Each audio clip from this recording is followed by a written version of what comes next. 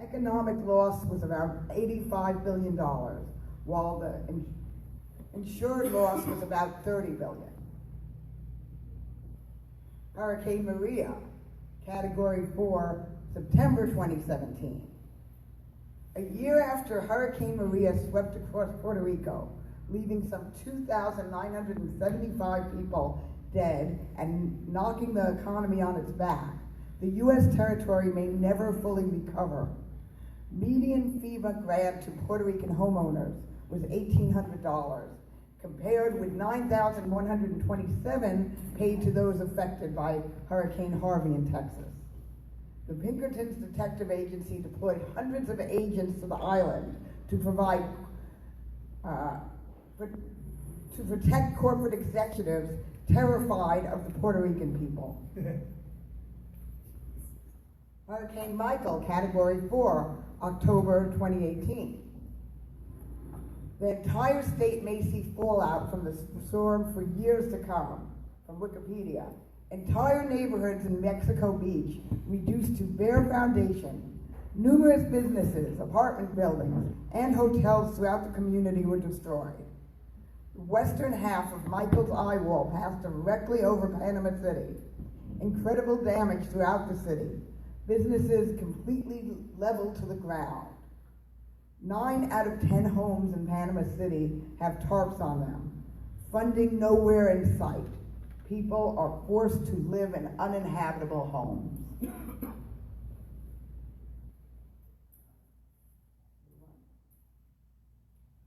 Okay, from the Tampa Bay Times, March 18th, 2019.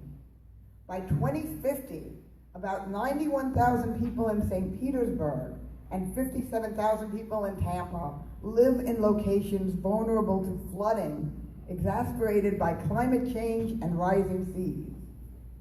41 locations in 6 states across the Midwest have set new flood crests as a result of recent heavy rains and snowmelt. Devastating flooding has killed at least 3 people, forced countless evacuations, breached dams and levees, damaged hundreds of homes, and flooded a military base. Louisiana, Arizona, and West Virginia are particularly exposed to risk, but Florida is the hotspot. 25 states at risk of serious flooding this spring. Meanwhile, should we not consider ourselves blessed that we are not Africans or that our time is still to come? Cyclone Idai has devastated Mozambique and Southeast Africa. Per the Washington Post, uncounted thousands dead and hundreds of thousands now homeless.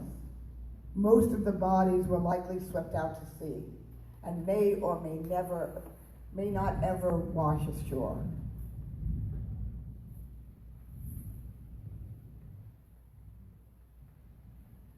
Blazes currently ripping up and down the western part of the U.S. This is from November 2018 with the wildfires.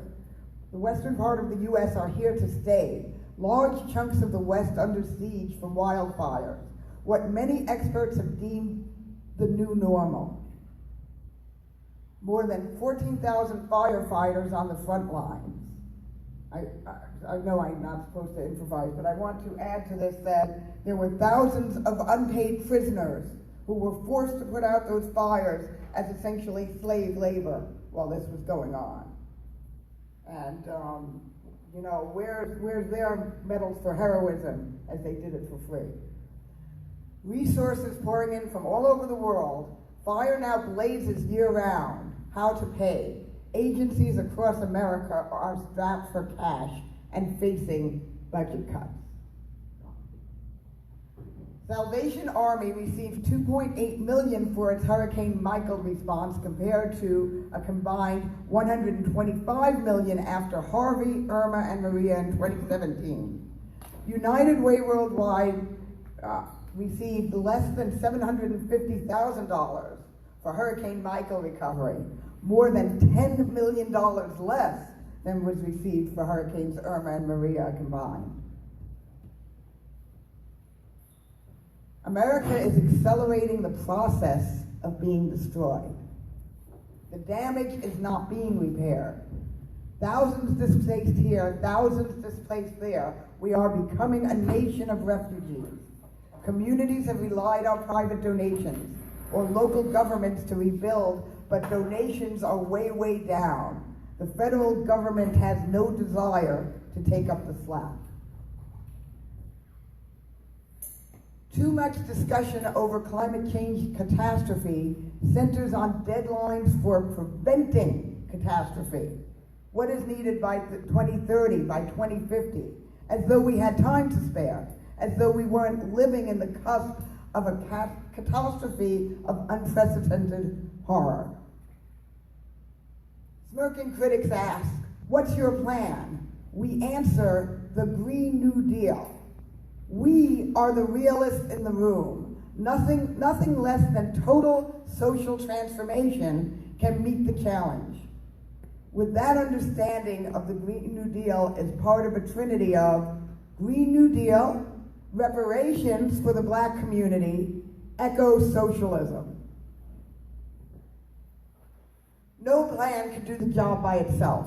No plan can generate that kind of courage, that spirit, that rare blend of love and anger to make it happen. No, what is required is a whole new vision of how our society can work.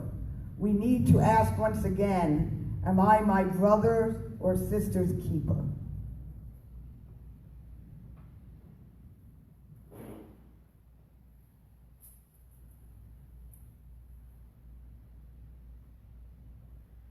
There are, in fact, 3 Green New Deals on the table.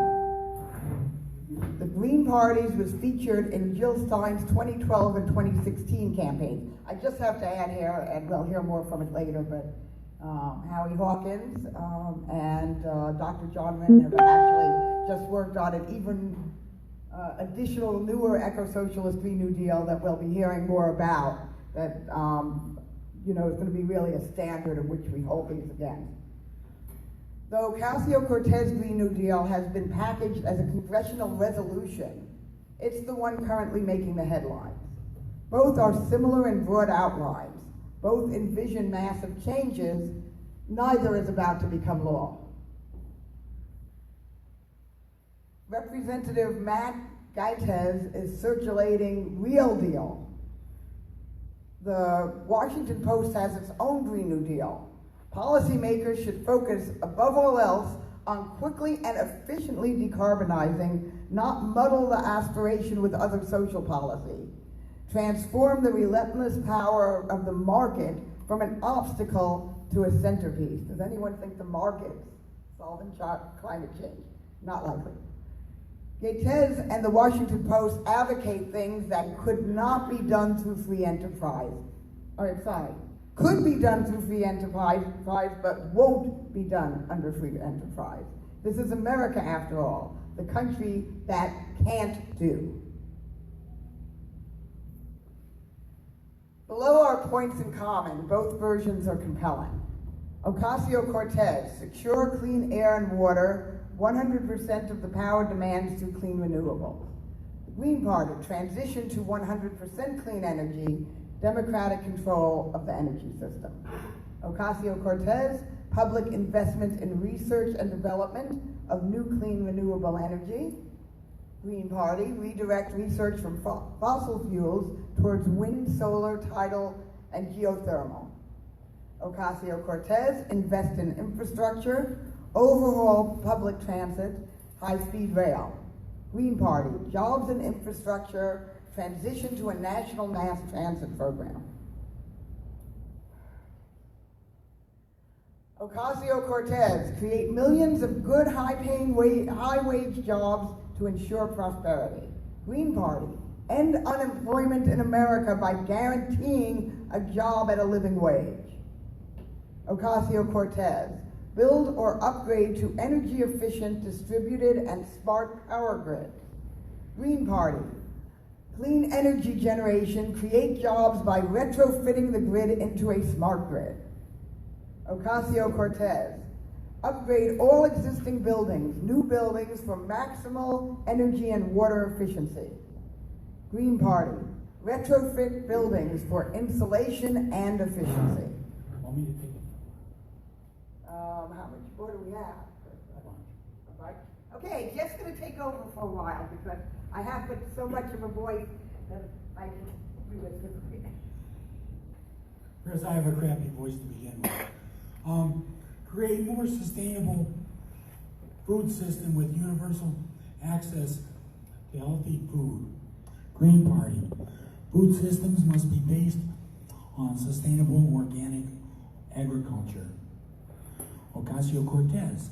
Protect rights and needs of those who might be harmed by such major transformation. Green Party. Protect rights and needs of those who might be harmed by such major transformation. Ocasio-Cortez.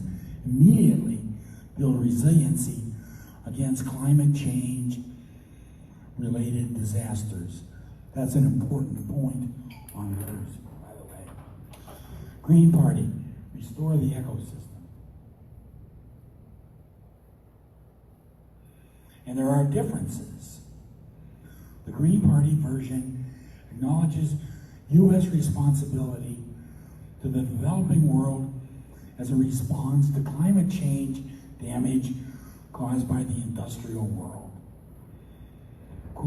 Ocasio-Cortez calls for justice and equity by stopping current, preventing future, and repairing historic oppression of indigenous peoples, community of colors.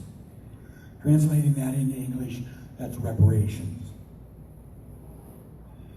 The Green Party calls for a carbon tax, cut military spending by at least half, completely phase out fossil fuels, ban fracking and nuclear power, establishing a commission for economic democracy. The Green Party bases its version on an economic Bill of Rights. 1, right to employment, full employment program. 2, workers' rights, the right to a living wage. 3, right to quality health care, Medicare for all. 4, right to a tuition-free public education. 5, right to decent affordable housing. 6, right to accessible and affordable utilities. Battle lines are drawn. We redraw them. The Ocasio-Cortez version is getting all the publicity in the current media circus. Though both Green New Deals look relatively similar. This is a hallmark of our success. We have redefined the dialogue on climate change.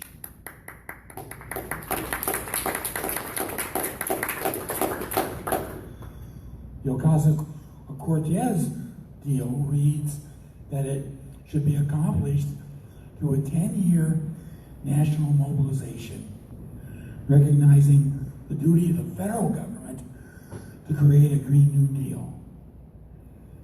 Opposed by both the Republicans and the Democratic Party leadership, it will be propelled headlong into the congressional sausage grinder. At best, we might get something with the strictures of the Washington Post. The government should insist on cutting emissions, but to the largest extent possible. Decline to dictate how. Instead, setting incentives and standards that unleash public and private effort.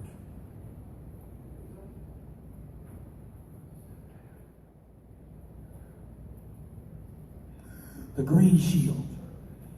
The Green New Deal is catching hold. It gives a shield to things that have been on the progressive agenda for years. It speaks to people's basic needs, but it cannot be one within the bounds of this dysfunctional and dying system. So we take things 2 steps further. We have to also fight for both eco-socialism and reparations. And this concept of the Green Shield is very, very important to the entire left movement, whether they know it or not.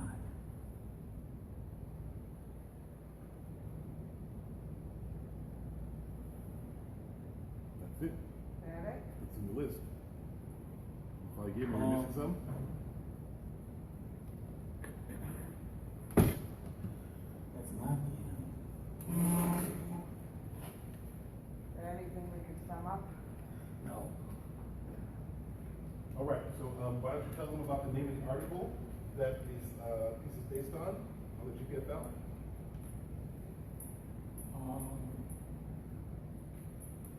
Let's see if we can get this. Right.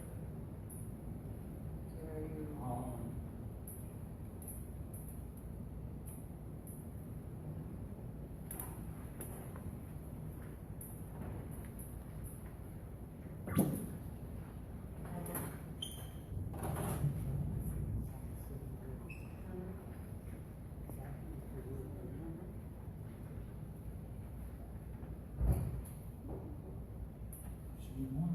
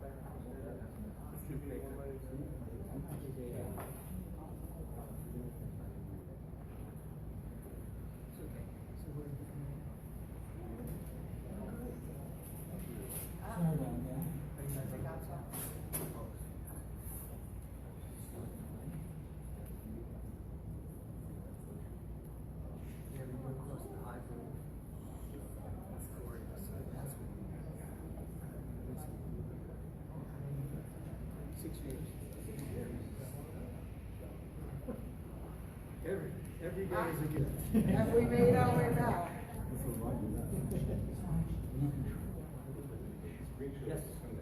It's weird because it's got Oh, I see. Okay. we got it like Eco-socialism. You want me to take over for a little bit, Chris? Sure. Okay. Eco-socialism. Thank you for waiting. Green Party stand on eco-socialism. Build an economy based on a large-scale green public works. Municipalization, actually, I'm sorry, my pronunciation isn't it that, and workplace and community democracy. Some call this decentralized system ecological socialism, communalism, or the cooperative commonwealth. But whatever the terminology, we believe it will help end labor exploitation, environmental exploitation, and racial, gender, and wealth inequality, and bring about economic and social justice. Is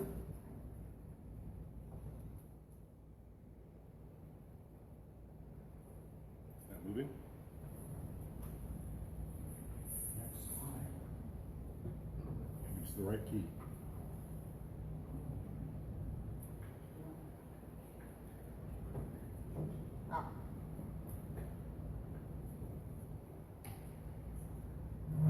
Green Party stand on reparations.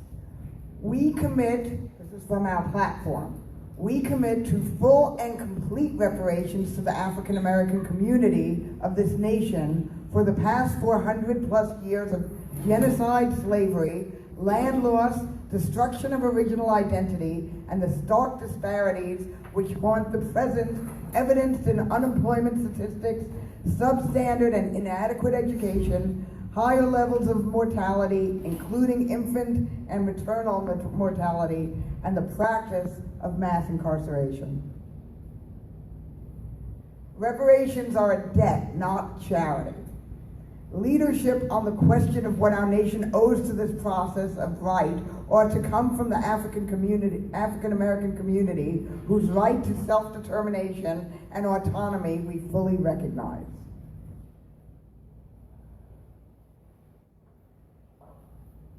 What has to be done?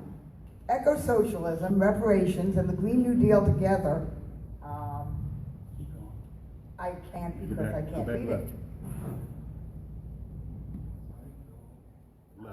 Left key, left arrow.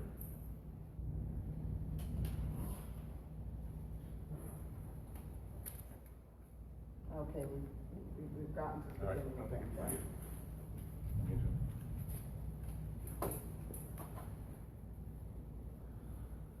My apologies.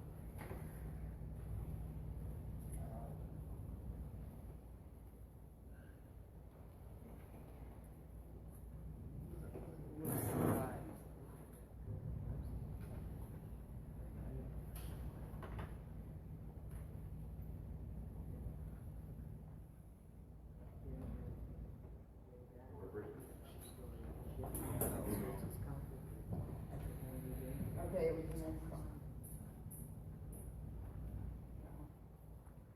Okay, this is where it was. Eco-socialism, reparations, and the Green New Deal together require qualitative transformation of our economy and our environment on a scale that can barely be compared to the industrialization of the Soviet Union between 1918 and World War II, or the transformation of the American highway infrastructure post-World War II. It will also take a moral transformation. The old structures, whether authoritarian state or authoritarian oligarchy, have proven themselves too rigid. Only an egalitarian, decentralized, democratic way of life will have the flexibility or the spirit to get us to a green new world.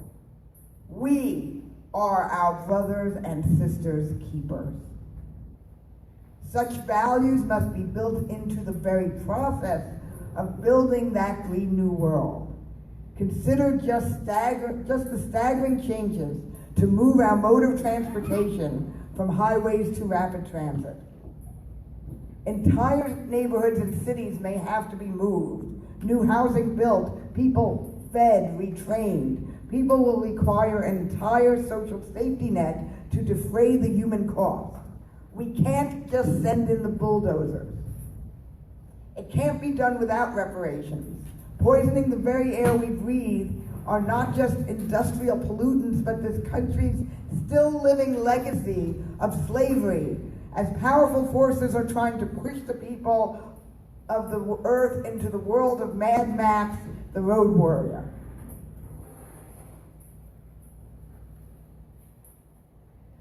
The specter of climate change stalks the nation.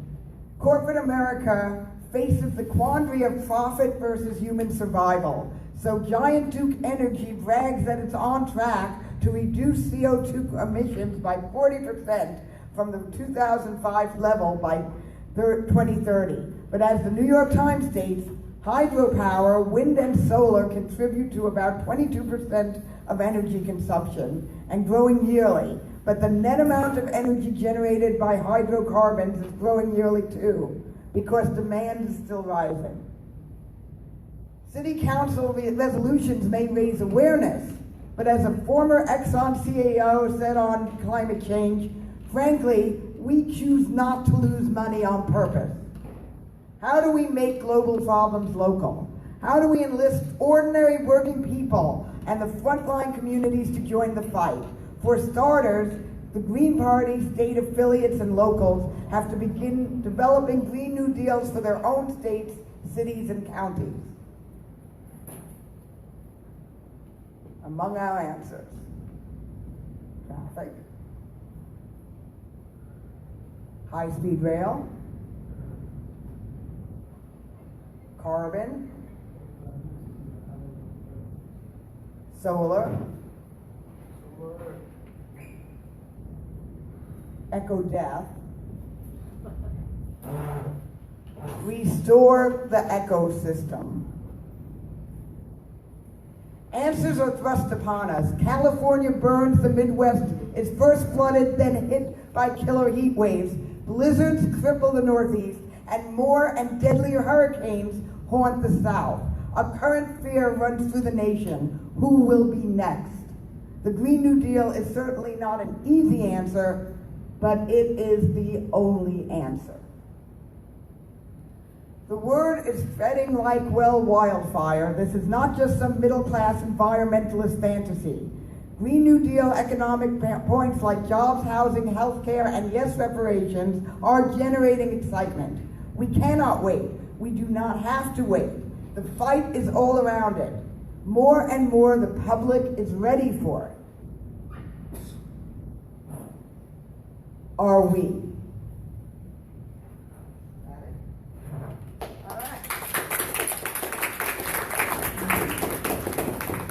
Thank you so much, guys. We need to truck right along. But once again, you go to the GPFL.org website. You can see the article that that Jeff wrote that this presentation was originally adapted from. I just posted a link to the event page for today's meeting. For this meeting on Facebook, if you look under discussion, I just wrote, we're talking about the Green New Deal and posted the article. So thank you so much for that. And if you want to have access to this PowerPoint to use at your own locals, we're doing that right, please contact us through the website or info@gpfl.org or any member of the board or the council, and we can get that directly to you. I'm going to push back the skip. Okay. Sorry, we're like 45 minutes behind. So we're, sorry? All right. So Steve, you're up. We'll do it. We'll find a way. We'll find a place to slot it. I promise. I promise. That's fine. I can't talk anymore. Right. It may not be till tomorrow, but we have I also hard out promised at other 6 p.m., people. so I'll get your PowerPoint up for you, Steve.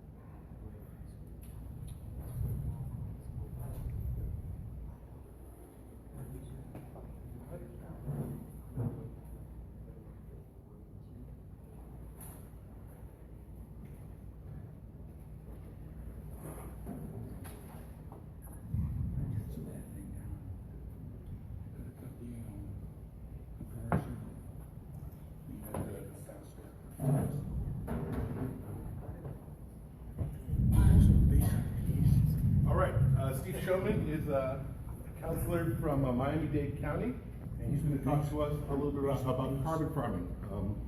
one particular avenue of the Green New Deal, amongst other things. Yes, hello everybody. Thank you for coming out this afternoon, and I was very much heartened by your interest in carbon farming. And my exploration of carbon farming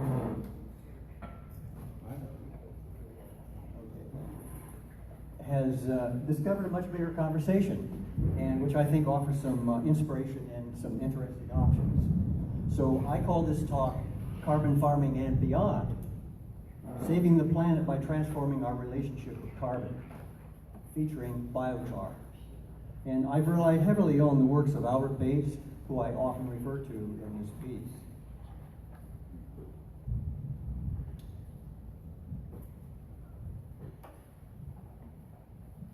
So we've all heard the drill.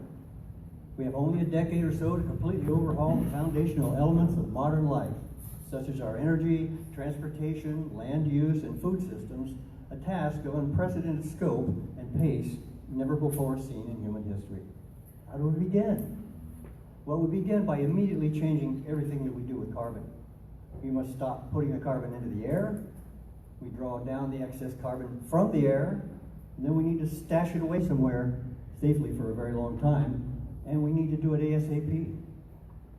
Because government's missing in action, these imperatives set the frame for political demands, like the Green New Deal, which we just heard of, which connects climate recovery with economic and social justice needs. We join the global movement to bring about the just transition by any and all non-violent means necessary, including pressuring government and doing direct action. We can also call upon the restorative power of nature, renew our sacred relationship with the soil, reconnect with each other, and come to recognize carbon as an ally instead of our nemesis in healing the planet and ourselves. In the big picture, we need an overhaul of our political economic system that has brought us to this brink. But rather than take that on directly, we can, to quote Bucky Fuller, build a new model that makes the existing model obsolete. And that's something like the eco-socialism proposal that you just heard. And here's an example that I just put together that may offer some inspiration. For example, imagine a model like this one. Many small farmers, ranchers, cooperatives, craftsmen, and entrepreneurs interlinked in self-reliant local and regional economic networks, serving their community needs, insulated from the downturns of the Wall Street economy. Imagine them engaged in the production of great organic food and herbs, and sustainable industrial feedstocks such as hemp, bamboo, and timber, and biomass for biochar, and sustainable biofuels. And imagine them making and exchanging these products, making products from these materials. Imagine they're achieving a more equitable distribution of power and real wealth, and organized on principles of inclusion, diversity, and ecological and social responsibility. And imagine all this having the smallest possible ecological footprint, being carbon negative, continually stashing away more and more carbon from the atmosphere in the soil, where it will remain for eons to come. I've quoted in there David Corton and Vandana Shiva. So now I'm just going to present a brief outline of the things I'm going to cover in the next few minutes.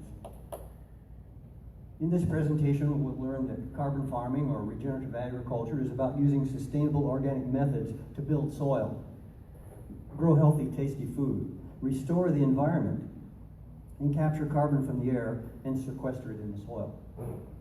We learn that the forests have a far greater capacity for capturing and sequestering carbon. We look at the devastation that conventional agriculture has wrought, threatening now to destroy itself. Only by adopting regenerative techniques can agriculture be saved. We learn that soil is the sacred foundation of life. We'll discover biochar and its amazing properties to boost yields and store carbon long-term in farming and forest practices. We'll learn that, as necessary as they are, carbon farming and forestation alone will not be enough to save the planet. But happily, we find that by transforming our relationship with carbon, new vistas open up for its role in planetary recovery. We learn it's ultimately about humans reconnecting with nature, the soil, carbon, and each other.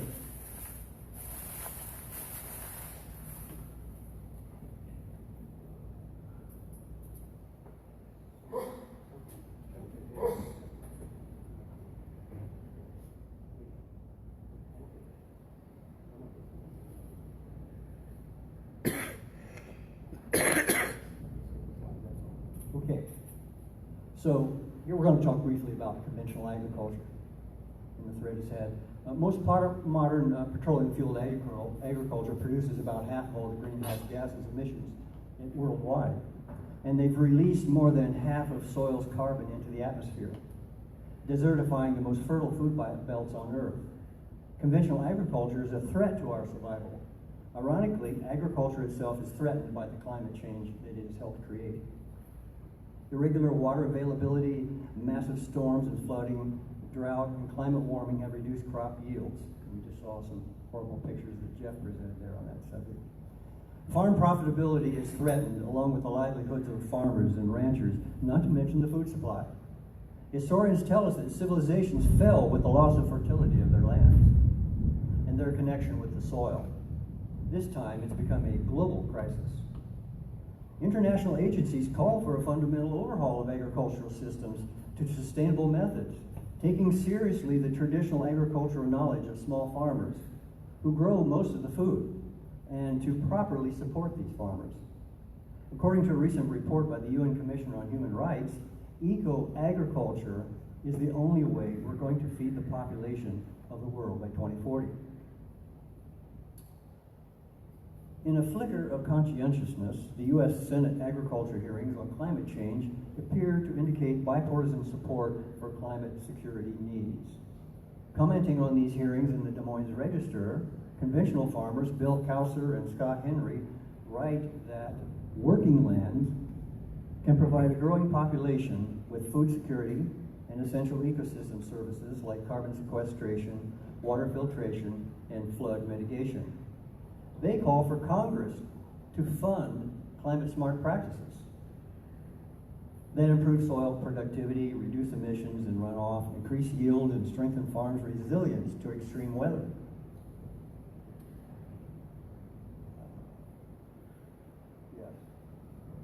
In his book, The Biochar Solution, Carbon Farming and Climate Change, Albert Bates elaborates on just what these best climate-smart practices are.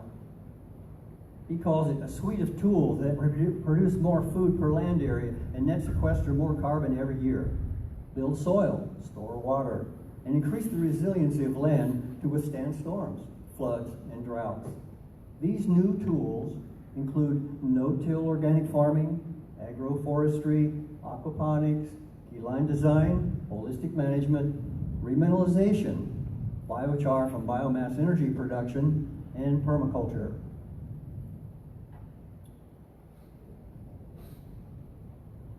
To boost the drawdown capacity of these tools and sequester carbon for thousands of years in the soil, Bates calls our attention to a form of pure carbon known as biochar, made by heating organic and woody material in the absence of oxygen in a process of carbonization called pyrolysis. Biochar was rediscovered in the human-made rich black soils of Central and South America that are over 1,000 years old. And of course, Africa and India and China have these human-made soils as well. Unlike labile soil carbon, which cycles through the air and back in less than a decade, recalcitrant carbon, or biochar, can remain intact in the soil for millennia. In fact, they found it in the very soils of the very first forests that ever grew on planet Earth. But surprisingly, when infused with compost tea, the porous biochar sparks an ecosystem boom in the soil, stimulating plant growth, in turn, drawing more carbon from the air. Every harvest yields a certain portion of biomass that can be returned to the soil as biochar, becoming a carbon-negative operation, stashing away more and more carbon every year that will stay there for millennia.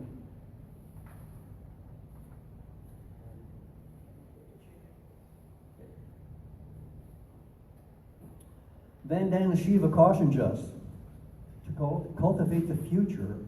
We need to cultivate life in the soil. We need to cultivate the humility that soil makes us. We do not make the soil, and we can only serve her process of making life. Leah Penniman is the founder of upstate New York's Soul Fire Farm, which runs farming immersion programs for Black, Indigenous, and other people of color. She wrote the title article for Yes Magazine's Spring 19 issue, Beautiful Dirt. By reconnecting with the soil, we heal the planet and ourselves.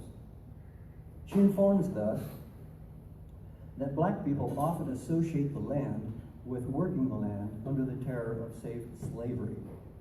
For many of our ancestors, freedom from terror and separation from the soil were synonymous, she explains.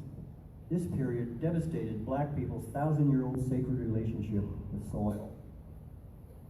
Working to help people renew that relationship by teaching Afro-Indigenous soil regeneration methods, she says, the soil stewards of the past recognize that healthy soil is not only imperative for our food security, it is also foundational for our cultural and emotional well-being. There are many ways to do carbon farming. Polyculture here is the integration of multiple crops in the same area, which reduces susceptibility to disease, increases local biodiversity, and increases yields. The indigenous practice of planting the three sisters together, corn, beans, and squash, is a great example. Agroforestry integrates trees with perennial crops, crops that don't require yearly replanting and have the highest potential for growing food and storing carbon. These crops are grown in layers, with the lower plants shaded by intermediate layer plants with tree canopy in the upper layer. Industrial feedstocks like bamboo and hemp can be carbon farmed. Myriad products can be made from them, which are themselves a carbon sink, until they may eventually be charred and sequestered themselves in the soil. At one time, hemp was considered an indispensable crop in the U.S. In fact, they put it on the $10 bill. You can see it was so valuable to them. After a 70-year hiatus, Florida just approved the growing of industrial hemp. It is hoped many small farmers may participate rather than a few large corporate insiders for the broadest shared economic benefit and the strengthening of rural communities. It can play a role in expanding the knowledge and practice of carbon farming. Reforestation and afforestation. In this picture, at the top, you'll see an example on the left of a barren landscape that was restored after planting trees on the right. At the bottom, you see cutouts of the Amazon forest, which is pretty devastating, and it represents really one of the largest reforestation projects that people are attempting around the world. So we learn as necessary and useful as carbon farming is, it's insufficient to reverse climate change on its own. Because forests can photosynthesize far more carbon than fields and croplands, we need to carefully plan and manage more of them. Annual prunings over the life of the trees can be carbonized into biochar and used to fertilize the forest floor. Each tree contributing 21 tons of carbon over its lifetime, permanently stabilized and sequestered. Showing the right spirit, China recently assigned 60,000 soldiers to plant trees over an area the size of Ireland. Yet, Bates informs us, it's also clear from calculable carbon yields and available land limitations that forests alone will not achieve the Paris goals either.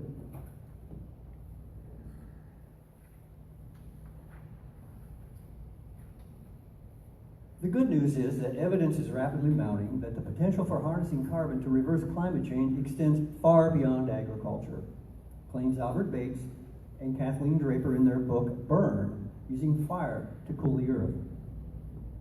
By healing our relationship with carbon, we can harness its power to replace fossil fuels, revitalize communities, rebuild infrastructure, and reverse climate change.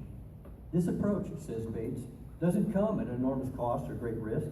To the contrary, it can save companies and cities and communities money and provide a new revenue stream.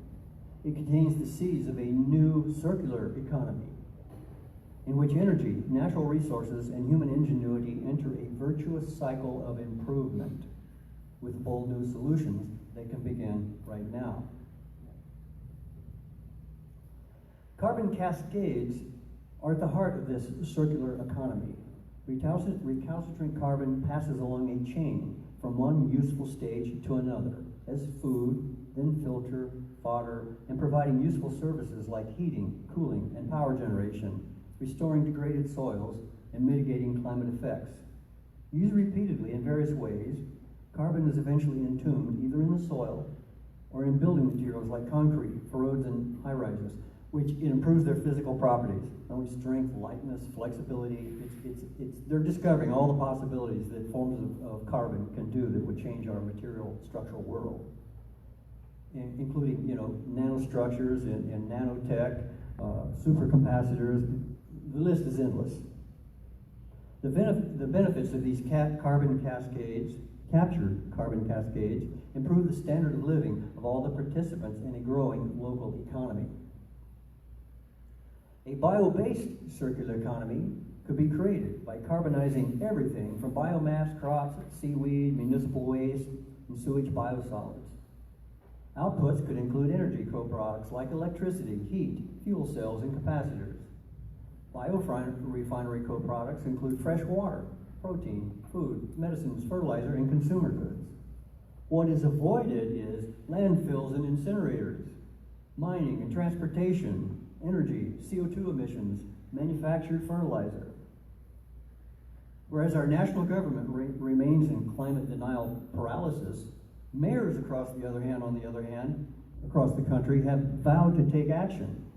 They're receptive to proposals that not only can help save the planet, but also save their cities money and solve their environmental and waste problems to boot, a quadruple win.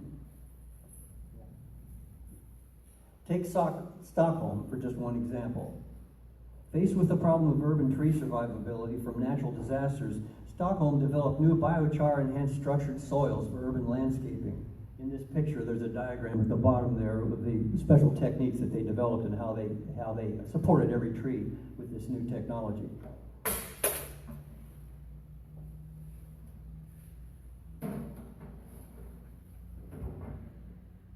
So Stockholm developed new biochar-enhanced structured soils for urban landscaping. Urban trees provided services estimated over $500 million for Stockholm. Now trees more easily survive these disasters, and they're not having to be replaced, and that's enormous cost savings for Stockholm. The change also reduced both the volume and contamination of stormwater going to the city's wastewater management system, reducing these costs as well. These solutions won Stockholm the 2014 Bloomberg Mayor's Challenge for showing that what can be adopted by other cities. Stockholm has since created a closed-loop production facility to upcycle its urban green wastes and produce energy and its own biochar. I'm quoting Albert Bates here. He says, "It all comes down to how well any community, be it a rural cluster of farms or an urban neighborhood, fends for itself in the volatile world of the 21st century."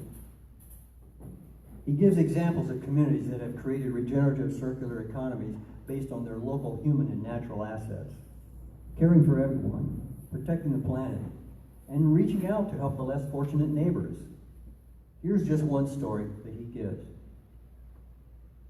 This is Govardhan Eco Village in India, and it appears to be part ashram, part resort, and part farming and teaching complex. It's quite a setup.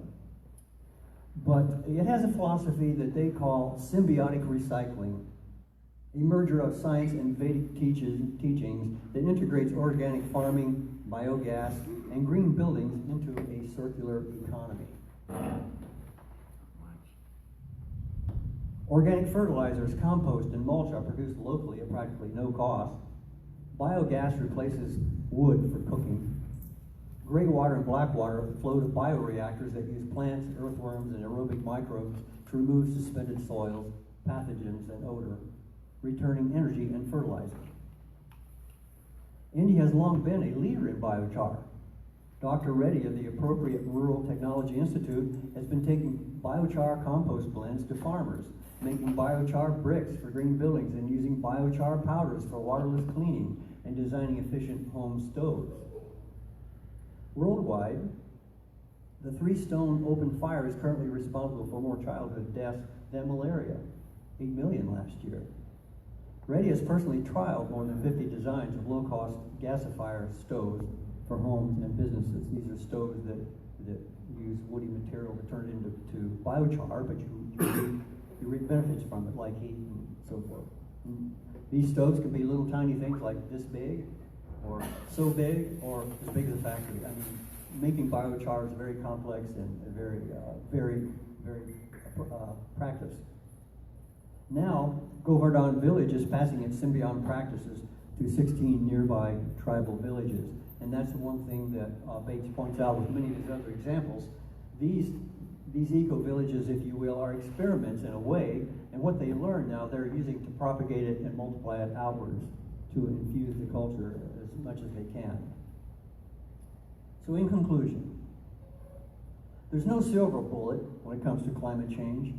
No single strategy will suffice. To rescue the human prospect from the climate event now brewing, we will need to radically change everything about how humans live on Earth. We have to go from spending carbon to banking it. Bates prescribes reforestation while simultaneously curbing carbon emissions and making biochar an integral part of the forest and the energy and the industrial mix. To reverse the direction carbon is going, from up to down. Carbon abuse and waste become carbon abundance. Then circular economies begin to cascade, saving companies and countries money while regenerating landscapes, communities, and ecosystems. Scorned and abused, carbon can become your worst nightmare. Embrace her and make her your friend. She can easily save you or destroy you. Would you rather she welcome you back to her garden planet? Thank you.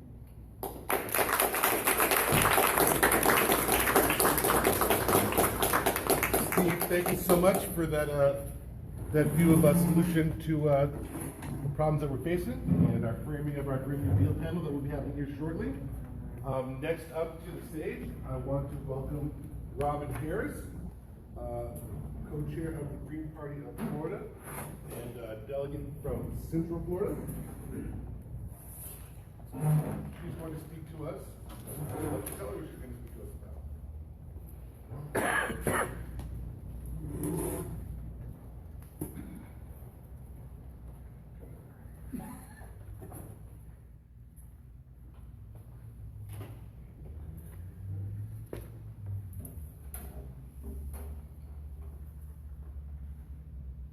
Mic test. Hey everybody.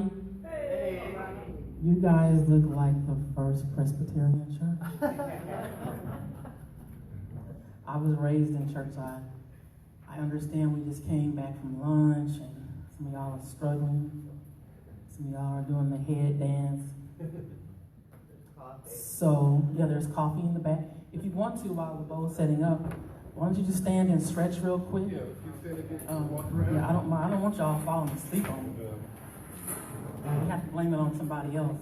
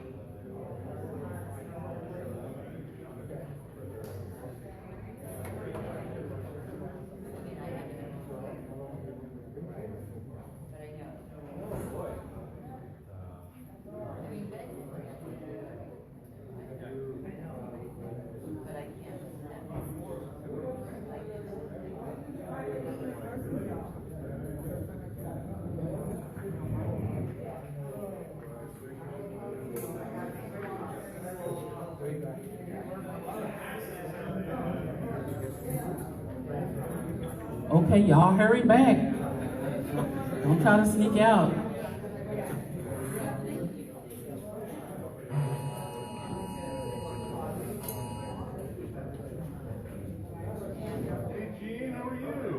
Hi, Jean. Okay, guys, 60 seconds because I don't want to take up a lot of time. Y'all was trying to get it over on the meeting.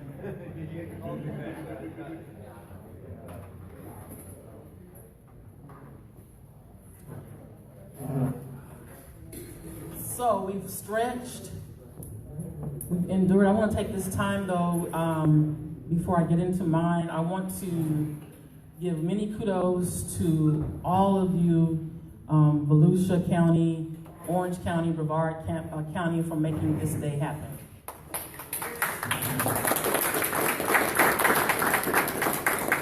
Everyone has worked tirelessly, and I think that we all can be very proud of the work that's done, and that we're still not done yet. So, but everything, I'm grateful for all that you guys have done. So,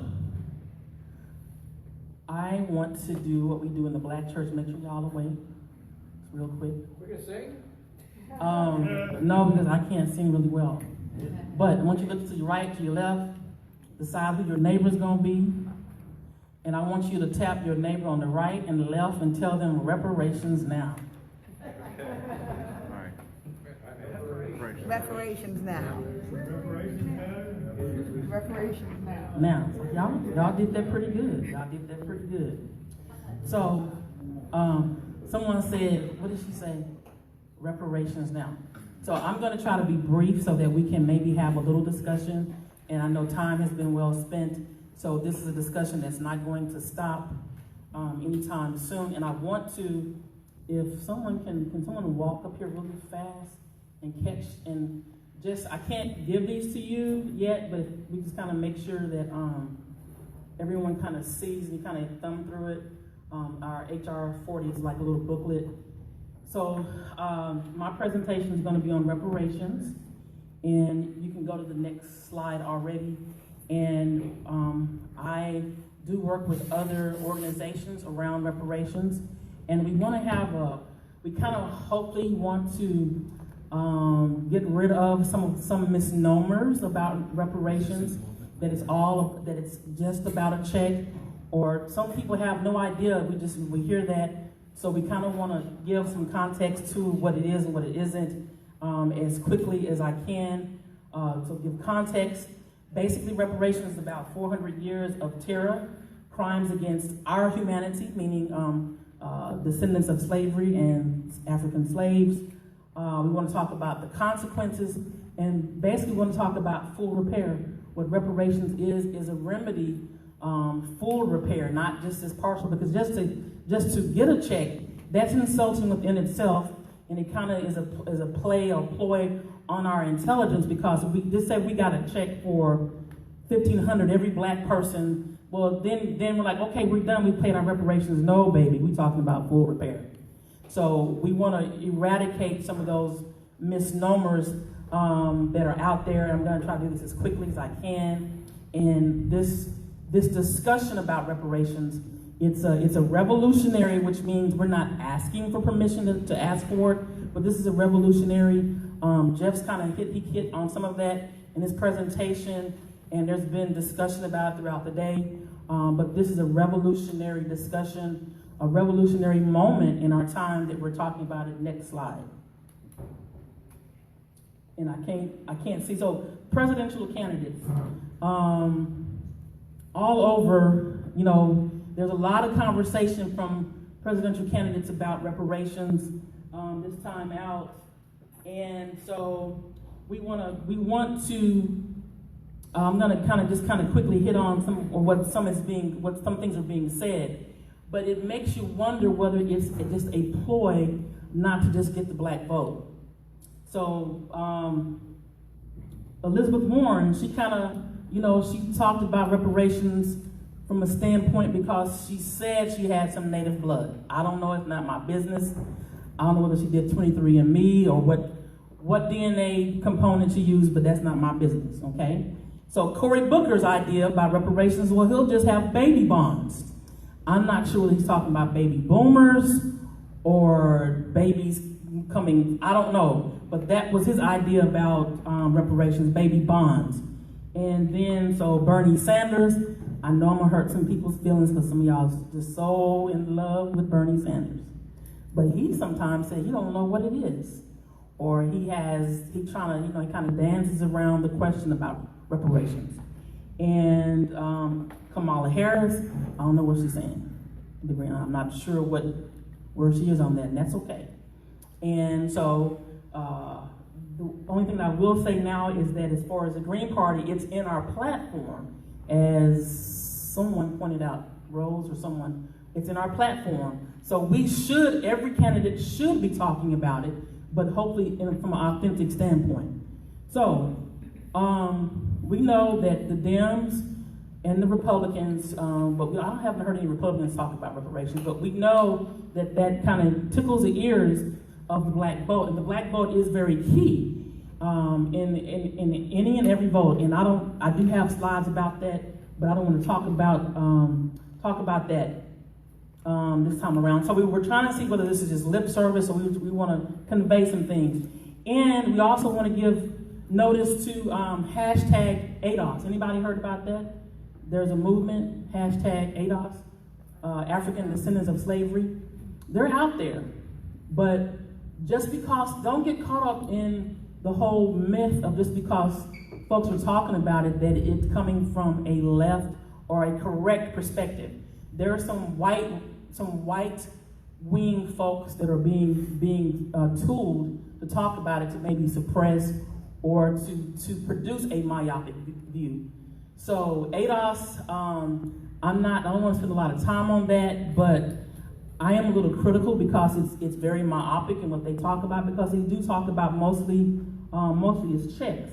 And so, but what they've done is they've been able to be very, very good through social media.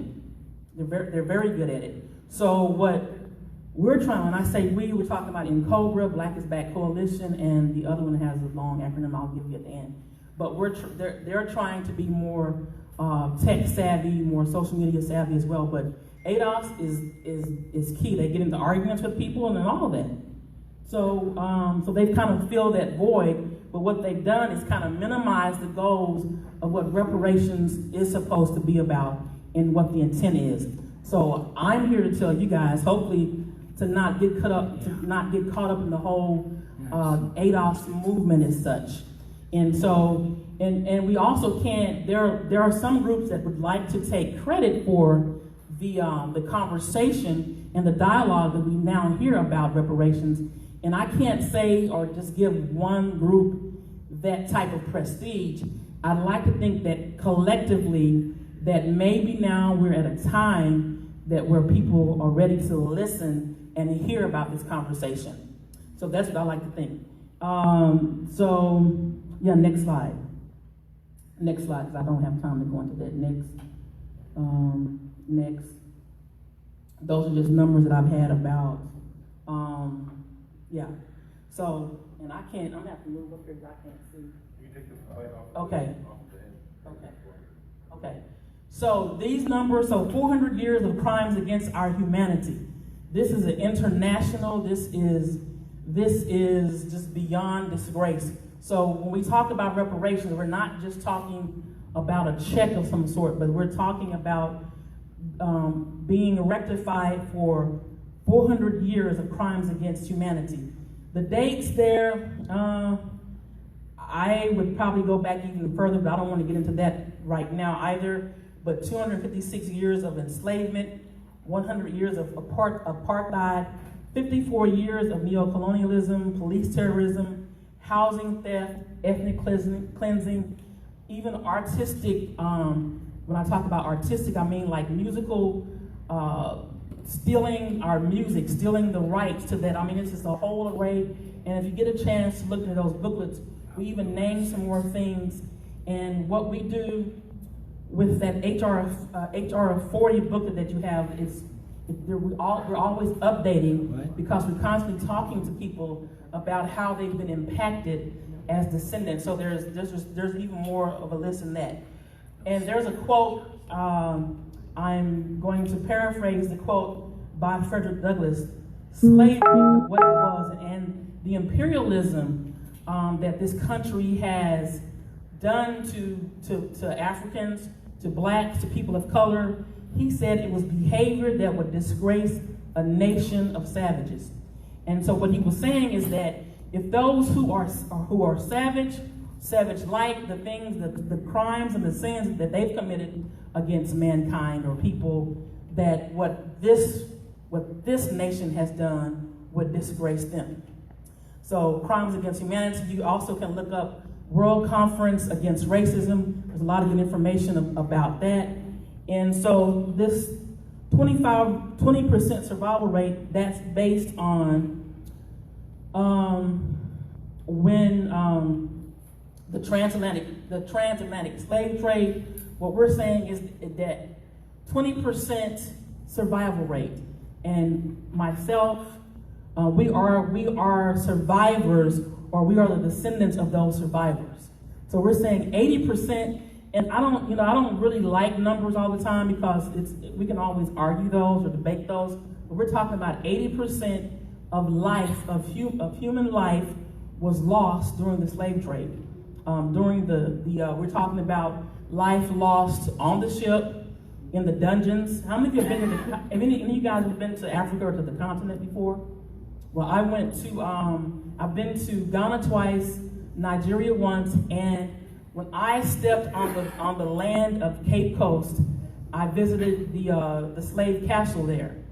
And those rooms weren't even as large as probably the closets here, and the dungeons weren't. And so we're talking about men. There were dungeons for men, dungeons for women, and imagine a woman. And men. They were left there before they got put on the boat. So they ate, they urinated, they defecated. Women had their cycles all in one place. They gave birth, they lost their babies. So we're talking about this disgusting, even before they made it to the ships. This is what our ancestors were, what they encountered. And so some on the ship, some jumped ship because they'd rather face death than to come to the new world. So then when they got here, so numbers back and forth, I don't know, but we're saying 20% survival rate. And I'm going to try to read this real quick. According to a UNESCO conference summary report, African losses during the 4 centuries of the Atlantic slave trade must be put at some 210 million human beings. This estimate takes into account of those who arrived in the Americas, as well as those who perished during the raids in the dungeons and on the ships. Scholars speak of a 1-to-4 ratio, that is, for every African who reached American shores. 4 more died in the process of enslavement on the African continent or in the ships. As hard as they are, these numbers do not yet take account of those who were born into slavery in the Americas, nor their descendants. Okay, next slide. So there was a lot of life loss. So all consequences. We're talking about reparations in the sense that we need consequences for every sin that was done against African slaveries. Crimes against humanity, we demand repair, and there's no statute of limitations. You know, you hear people say, well, that was then, let's not talk about it. And I won't say whatever came to my mind, but no, we need to talk about it. We need to acknowledge it. We need to rectify it. And, you know, there are some crimes that are committed. Name a crime that has a statute of limitation. Robbery. Okay, yeah, burglary, theft. And I think sometimes you have to report it within, 6 to 7 years, depending on what the crime is. 7 years. So what's already in precedence is this 400 years, there is still debts to be paid. The statute of limitation is not over. It's not done. It hasn't been paid. There is precedence for it. The Charzo factory case of 1928, you can look that up, Google it, and it talks about these reparations. And I think that was Poland and Germany. I can't think right now, but I think it's Poland and Germany. And so it's set forth that it's reparations. The Permanent Court of International Justice laid out that the general and foundational rule for reparations in the Charles O. Victory case of 1928. In that ruling, which is still controlling law, the court held that reparations must, as far as possible, wipe out all consequences of the illegal act and reestablish the situation which would, in all probability, have existed if that act had not been committed. So we're talking about reparations also is making humanity whole again. Does that make sense so far? Putting it back to its proper place and perspective. Next slide.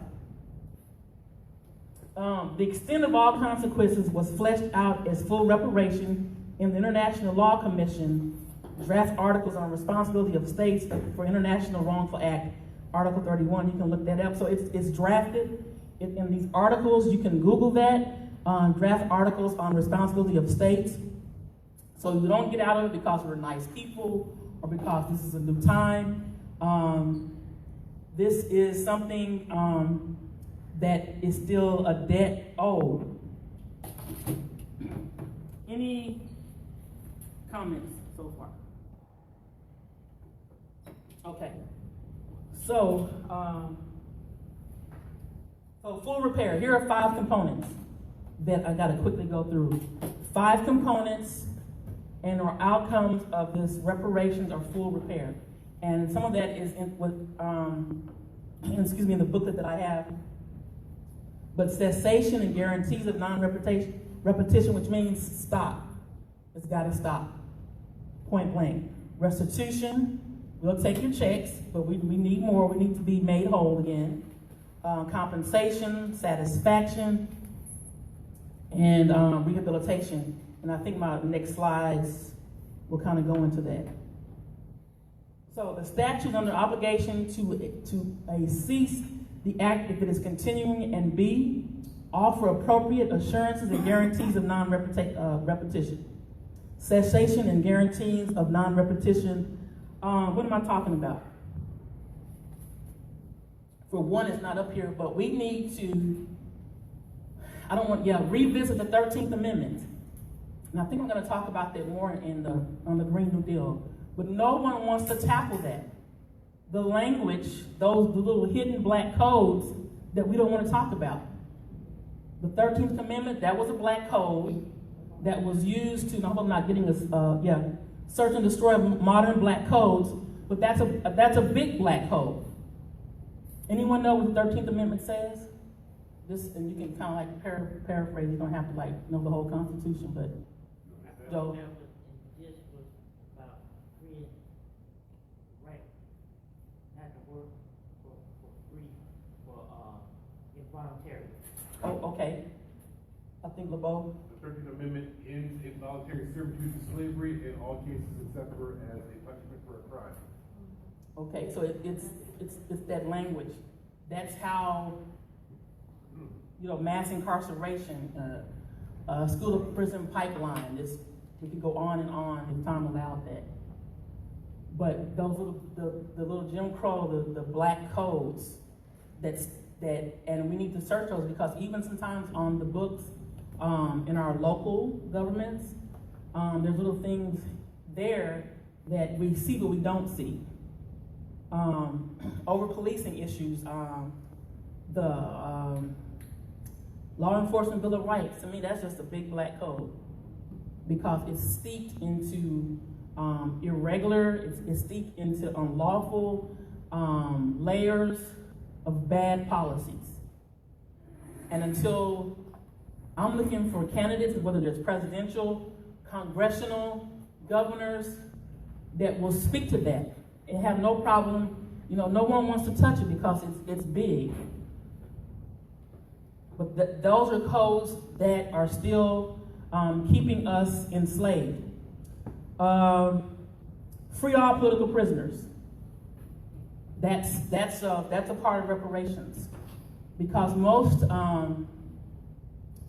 Most of our political prisoners are there because they were fighting against crimes against humanity, their humanity, humanity at large. And guess what? International law says that we have a right to do that, to do so. And so, until we free all political prisoners, we're not free. Dismantle criminal injustice system. Now, and I don't want to make, this an issue of semantics, but that's why I don't really sign on to when folks talk about, let's reform the prison system. Hell no, let's shut it down. Let's dismantle it. Because, when we reform things, we're just kind of like pasting it and putting it here and there. When I was running for office, I knew I was going to lose because it's hard for me to conform to the language of certain things. No, I don't want a reformation. We need a revolution. And it's a lot of things. It's psychological to think about because it seems so like overwhelming. It seems like too far-fetched. But that's what freedom is. Freedom is beyond our wildest dreams in some cases. So dismantling the criminal injustice system, searching and destroying modern black codes. So there's some work that we should be doing around the 13th Amendment, I believe, is the Green Party. I believe we should be front and center on that. Black community control of the police. That's really the only way that we're going to overturn policing issues in our neighborhoods. I'm gonna throw us all under the bus. Here in Florida, when we wanted to bring that to the forefront, some of y'all had issues with it because it said black. I love y'all, but I'm just gonna talk about you. You have an issue with that because you wanted it to say community. But when they whooping up on the black man's ass, they're being very intentional and very strategic about what they do. So I'm calling for black community control of the police. That's part of how we dismantle this system. And I don't have it here, but we kind of get into language that kind of suppresses us or oppresses us. I do not want to be called a woman of color or a minority woman or an other because I'll accept black or African American because that kind of puts us all into one bag. And then we're still left out of the freedom that we need, and it's kind of a microaggression. I want to be recognized for everything, every intersection that makes me up. And so cease and desist from all behaviors and guarantee that it stops. We need to demand a stop on over-policing. We need to demand a stop or cessation of the military and police occupying our neighborhoods, just point blank. Okay, next. Reestablish the situation which existed before the wrongful act was committed. And one way to make us whole is economic development initiatives, sorry, that's misspelled, business development initiatives, education and skill enhancement initiatives, housing initiatives. And let me say that many of you know that I just got my tour guide license in St. Augustine. And most of St. Augustine was built by Africans, if not all. They used our labor for even, Henry Flagler gets all the credit for him, and he was rich, but we did his dirty work, his shit, okay, for little or no pay. So we had race, class, gender issues, all that. And I'm bringing it up to say that America was built on the labor and the backs of black people. We were skilled, whether it was utilities, carpentry, masonry, we could just go on, but now we're in a system because of all these disadvantages, we've been de-skilled. And so there's a suffering, we're suffering from that. So we need those initiatives to be brought back. I have a hard time saying this, repatriation initiatives. That means if we want or we choose to go back to, maybe not back, but to live on the continent or other places. And I know Trump would love that, to send some of us back, but actually Ghana has a program called Return 2019. and they're offering dual citizenship. I haven't looked all the way into it, but I wouldn't mind having dual citizenship, because the thing about reparations is, one thing that ADOS doesn't talk about, and what we should be talking more about, is an international concept. That it just doesn't stop here in the U.S., but as a whole. And that's a big, large conversation. But because Africa was depopulated, it's still being colonized and just, yeah, it's a lot of work to wrap your head around. Full employment initiatives, cultural enrichment initiatives, land acquisition, mass communication ownership initiatives. The media, we've talked about that, not just at a reparations level, but also as Green Party, because we know that we're often, we just don't have access, such as the Dems and Republicans. So next slide.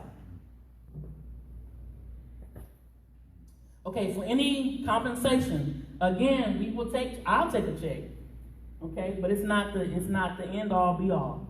But for any financially accessible damage suffered, proper compensation is such that it is appropriate and proportional to the gravity of the violation and circumstances. So the problem is that, sometimes Marianne Williamson, I appreciate her wanting to bring reparations to a national conversation, but who in the hell told her that she had some good numbers? And that it was that it was the right figure, or the right amount. It's hard to do, so maybe you just shouldn't do it, because it's more to it than that. But we will take direct cash awards, eliminating tuition debt, full tuition grants, business grants, microenterprise manufacturing. Again, repatriation settlements, housing grants. We have horrible, Disneyland or Orlando, where Mickey Mouse lives, we have housing emergencies right now as I'm talking. I have friends who live on couches because it's just horrible. It's horrible. Okay, next slide. Okay, satisfaction. As a means for reparations for moral damage, such as emotional injury, mental suffering, and injury to reputation, return of dignity. I think I talked about it earlier. We're just talking about being made whole. How to make this satisfactory? A complete apology. I think everyone has gotten an apology except for Africans. And here in Florida, there are so many cases. The Rosewood Massacre, the Dozier boys, the reform school, they did horrid acts against these young boys. And there's many communities that were burned down right here in Florida, and they just now getting some apologies. And they're dead and gone. So we're slow to make a move on that. Monuments and markets, I think we talked about that earlier. Museums, curriculum overhaul and control. We should not have to hear about Christopher Columbus, finding America, and all that bullshit. We just shouldn't. So there should be a complete overhaul and rectified, and because most of us, we begin the history of African Americans in slavery.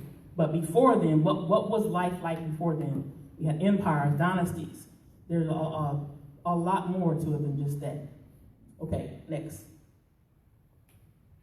Consists of physical, mental, emotional, and spirit healing, menticide, and trauma centers. Imagine 400 years, maybe more, of post-traumatic slave disorder. You can look that up. Imagine that many years of going through trauma and not having emotional coverage or emotional, what's what I'm looking for? Emotional baggage, but no treatment. Yeah, because sometimes there's not, we don't know the name for it, or who would, I need to call out today because I'm having symptoms of post-traumatic slave disorder. We would either be laughed at or it wouldn't be taken serious. But emotional emancipation healing circles, but this is what I want to get to, research in transgenerational epigenetics. So there's a conversation about, there's a gene within the African race that talks about this menticide. And I used to teach, And I remember these, especially the young black men, they would be so angry, they would come to me, oh, Miss So-and-so, I'm just gonna use as an example. Oh, Miss Gilbert, she's just prejudiced. And we're talking about 3rd or 4th grade. I'm like, well, where did they get that from? And the anger was so intense, and their conversation was so expanded about their anger and the recognition of different things. Not this Miss Kathy for real, but Miss Gilbert did have some racial issues toward black children, but I'm thinking, how do they know this? And so, to me, this whole epigenetics would explain that, or to automatically just be angry and not able to do so well in certain circumstances, because that baggage, that unhealed trauma, we still carry that. This is all real. So, what's the answer? Totally free healthcare. And we won't even talk about the scientific racism, how our bodies have been assaulted as women. We were either impregnated and the child taken to work the field, or raped and beaten, and you had to look at your child because, every day, maybe in shame, because he looked just like Mr. So all of that scientific racism and, the story of Sarah Bartman, all of those things. Okay, next slide. So what are we talking about? This should say organizing full repair.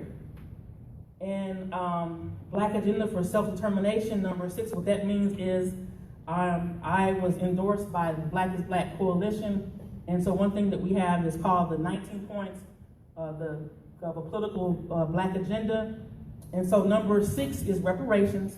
We demand reparations consistent with international norms regarding redress for crimes against humanity. This includes enslavement, colonialism, and apartheid, from which we suffer up to today. And I won't insult your intelligence by reading all of that, but all of that. HR 40, you can look this up. It's been introduced to the House, I think January the 3rd, 2019. HR 40, and what the 40 stands for is symbolic of the 40 acres and the mule, which we were promised a long time ago. I'm not looking for that now. I don't even know if they even still make mules. So that wouldn't do me much good. So I just, I'll take the acres, I guess, but so it's a commission to study, but it's beyond that. To study and develop reparations proposals for African Americans Act. Next slide. Okay, this is coming to the end.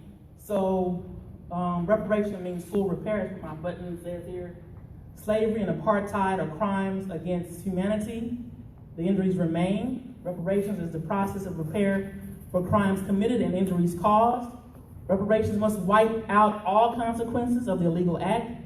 Full repair is necessary to wipe out all consequences. And we talked about those 5 components. Now, I'm going to have an ask, a reparations ask.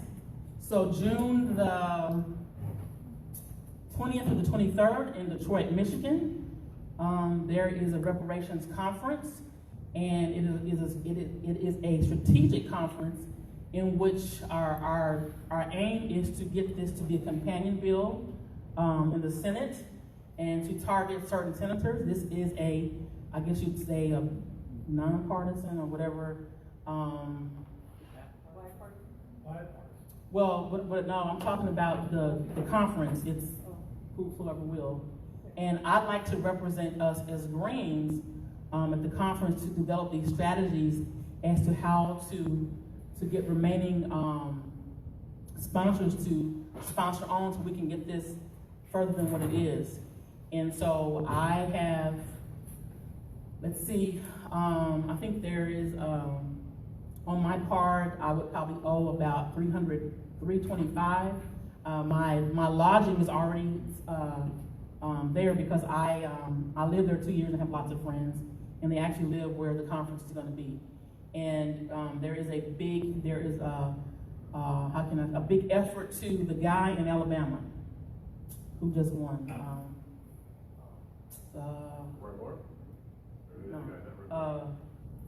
Yes, Doug Jones. He needs to sign on because, as I talked about the black vote being so key, the black vote is what helped him to win. He needs to sign on, and I forgot who else they're targeting, but I would like to represent as green, since it is part of our platform. So that's my reparations ask, and we have until June. I have gotten my one-way ticket there because I'm so determined to be a part of this and to represent us and to make what we have in our platform to be more organic, and to let them know is that because the Democrats really can't really operate fully, in my opinion, with reparations because it's not in their platform, but it's in our platform. And I would like to be able to say that and stand clear and to make this a living, organic legislation on our part. So thank you for listening. Any questions? Steve. Have you thought about if there were some solution to reparations that would be acceptable, how it would be administered? Because I can imagine that they would say, well, we need to set up an organization like a nonprofit, and people like Oprah and Obama would administer it. I mean, Yeah. Is that what you had in mind? Co-opted. No, because with this, and like I said, ADOS might do something like that. But with this, and some of those kinks are being worked out as far as the who, but I know it definitely would not be celebrity oriented. If I could see one of those booklets on the back, it's if you look on the back there, it's okay. Black is Back Coalition. That is a black-led socialist movement, and so they would not go for any celebrity type of shenanigans. And also in Cobra, the director of Cobra, he's also part of Black is Back Coalition and a personal friend. He's been doing this for years. And the other organization, I mean, that's not what it's about. It's totally about making a what's the word I'm looking for? A movement. We're just speaking the way things get co-opted, you know? Right, but taken out of your hands. And I can't. I mean, I can't say what goes on behind closed doors, but this is not what this is part of. Thank you. As far as I can see now, yes. I had two ideas I want to throw out and see what you thought about. One was, has it ever been proposed like tax exemptions, something along those lines, and going along with like business exemption all across the board. And something else was along the lines more of when you're talking about prison or opposed to prison reform, somewhere along the lines of like a self-sustainable, eco-social, like not experiment, but something to be instilled into a prison system, because prison systems are in a sense self-sustainable in themselves, and corporations benefit off them. So having it in a way that they could, like when he put the slide on biochar, all those were like they were experiments that were separate from everyone else. So in the sense that if there was a way to have an ecosystem set up in a prison system, that it didn't have to be privatized by someone else, it was self-sustainable, that no one would benefit off of their labors but themselves. Okay. The second thing, it sounds great. It sounds good, so I would like to hear more about it. The first one, the tax exempt, that's definitely in that HR 40 primer, tax exempt status, and as well as housing initiatives that would, because of all the scams from even long ago that Black people suffered. So those are part of some of those initiatives in there that goes a little bit further. For lack of time, I couldn't go into all that, but that's definitely one. James. Yeah, I'm sorry. When we mentioned the prisons and stuff, it kind of got me in a sense that there's a lot of movement and talk about restorative justice, and I'm with you about get rid of the prisons. We need something that needs to be completely eradicated, and something that's more in this whole process there is a vein of restorative justice in every bit of it. It's complete. So I don't know how you felt about the restorative justice actions and how this intersects with that, particularly when it comes to replacing the prison industrial complex with mechanisms of restorative justice, and particularly speaking with reparations, which is right. Angela Davis has some good books, but one is what prisons are obsolete or obsolete prisons. I think that would call for like a study. I mean, I don't have the answer to that, okay. but I think we would definitely need to look at other models of other countries that have successful, what's the word? I guess the word is successful rates in criminal activities or the lack thereof, and study those. But I think the issue here that we're having is the disparities within it. The lack of justice that we have. So it's a systemic issue as well in addressing that. Oh, you saying my time's up? No, I'm asking a question. Oh, okay, Kathy. I was just gonna say that primer that you passed out is available for download on the ncobraonline.org, but we're also putting it in our public folder where we'll be having Awesome. handouts and so forth. So everybody who has their email address on the registration form, we'll be sending a link out to you for that public folder, and you'll be able to get handouts that include whatever. Thank you, Kathy. And then probably after June, it'll probably be updated because there's more study going to be done, and then during that week too, there'll be more stuff added to it. Agreed. There will be more things going into that folder as we move on, including some of the videos that will be edited down and some of the backing documents that started some discussions. We got Francisco's hand over here, your hand there. Nikki? Robin, in some discussions that I've gotten into with other people about reparations, and I was dissed for my support because they claim that if we're going to do this, that we have to start from the beginning. The people, the Africans who kidnapped fellow villagers and sold them to the slave traders, who sold them to the Spaniards, who then shipped them over to the islands and to America. And are we going to go after them? They're not going to support it unless we go after everybody. How do I confront them? Well, I mean, one thing like that wasn't chattel slavery though. I mean, that was indentured servitude, and I mean that was practiced. I hear that all the time too, but it's nothing like 400 years of a crime, of humanity crime. But I mean, yes, that did take place. Thank you. Mine goes kind of what you're saying. I mean, first of all, with that thing, we are responsible for who we can hold accountable. There are injustices that go on all over the world that I don't necessarily go out there and spend my time fighting, because there are justices in my country that's supposed to answer to me. So Spain may have done something, somebody out in Togo may have done something, but I don't see the wealth of the slave trade in those African princes who sold in the countries where this is going on. And this goes to part of what I'm talking about. Is I don't hear enough in this. I don't feel I hear enough to talk about reparations, about the idea of truth and reconciliation, which is something that I see has been practiced in Germany and in South Africa, where we are forced to take a hard look at what it was that was done and admit as a nation that we did those things, so that another movement can't come down the road and say, well, no, that's not what really happened. I think that truth and reconciliation was an important part of how South Africa was able to heal as much as they're healed. I think it was an important part of Germany with the Nazi movement and the horrible things they did. And I'm disappointed that I don't hear people talking about that as part of the preparation.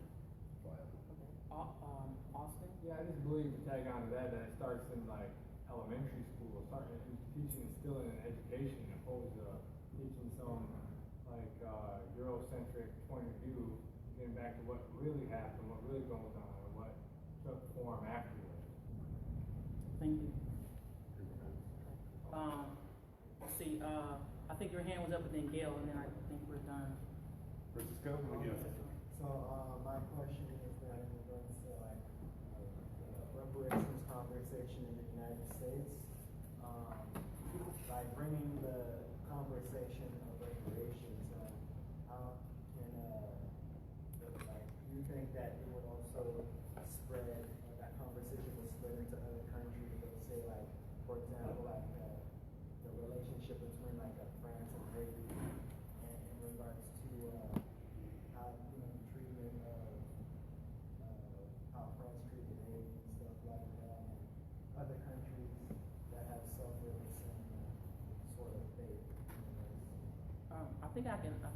hopefully I can answer by saying this, but one thing that I agreed to do is because I didn't know at first how to start the conversation but just to start it, and even reach out to folks, that maybe in other nations, even if it's social media, and develop that dialogue, even if it's just through Facebook or if it's just through YouTube. And I know I have a personal friend back home that does that. He does a lot of writing, articles. He does a lot of work between Haiti and Togo, and it's not just reparations, but a lot of other stuff. And make it a daily conversation, which is why I think these candidates now are talking about it. I don't think there's one group that can take responsibility for it, but I think it's because people are making it a conversation. Yeah. Well, I really just wanted to tag on with what LeBeau said about a truth and reconciliation. And I think when you tie that into an idea of restorative justice, maybe more similar to what the indigenous people in America, if you look at what some of the natives would do when, say, somebody went out and did something that damaged the community. There's other ways to deal with that and to heal not only the community and the person besides building a prison and sticking a bunch of people in it. And I also think that, just like everything else, it comes down to we have to be honest, and our history is so dishonest. And, the stories that we're walking around with in our heads because somebody told us when we were 4 years old about something, and then we didn't stop and question it, you know what I mean? And there's so many lies of omission in what we were taught about what happened in the past, and then overemphasizing certain, the white hero character that might be a total fantasy in this situation, but it's the way the story wound up. How many really horrible situations got played off as some sort of romance, So I think honesty, and I think when we're really honest, we realize there's a debt, and maybe figure out how to take care of it, but you gotta get honest. All right, I'd like to thank Robin very much for that powerful presentation there.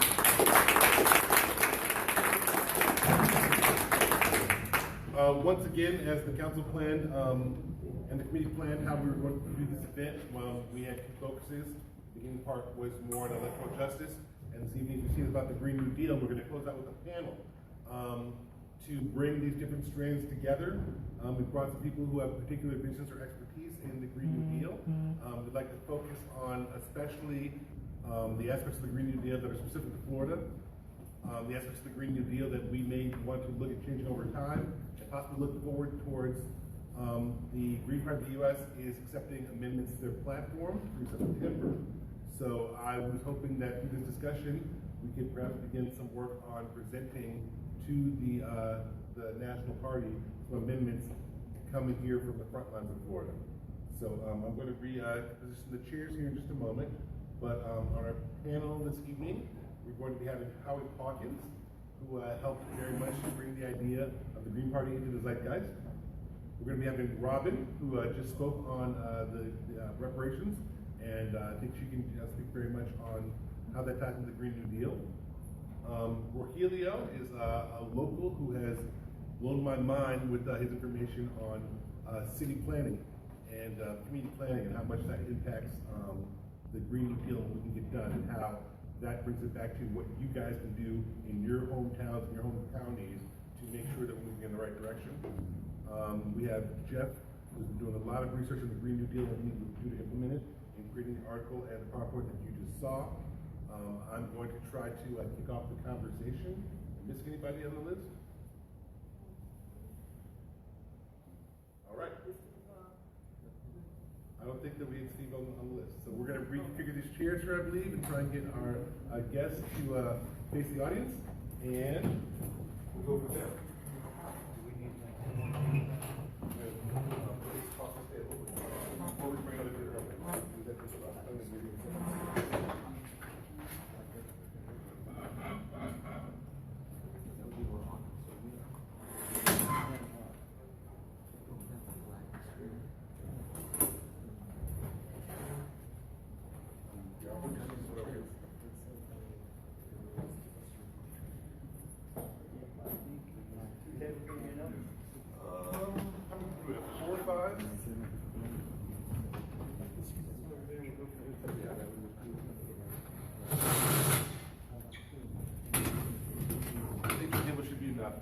You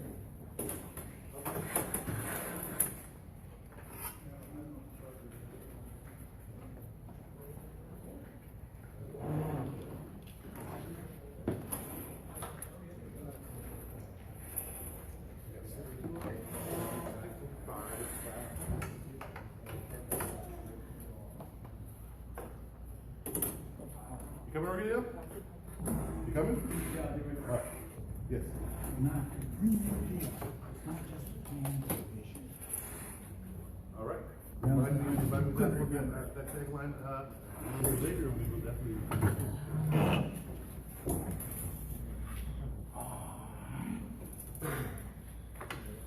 All right, we're gonna wait for Raheel to get back to the restroom because I actually kind of want to start with him since he's the only person on the panel who has not yet presented. I would like this to be a wide-ranging discussion. Any kinds of questions you may have been cut off on earlier when we were talking about the Green New Deal, this is your time to bring those back up so that we can have some nice subject matter for experts to talk about here. Anyone wants to hit the restroom while we wait 3 minutes or whatever? We should go ahead and do that. I was thinking that I could just kick start things off. Everybody got questions for a minute or two, and then we'll discussion so we can find each other. How much time we have? Next, we need to start cleaning up at 5:30. Because we're gonna be having a hard out at 6. Yeah, I'll be playing at 6.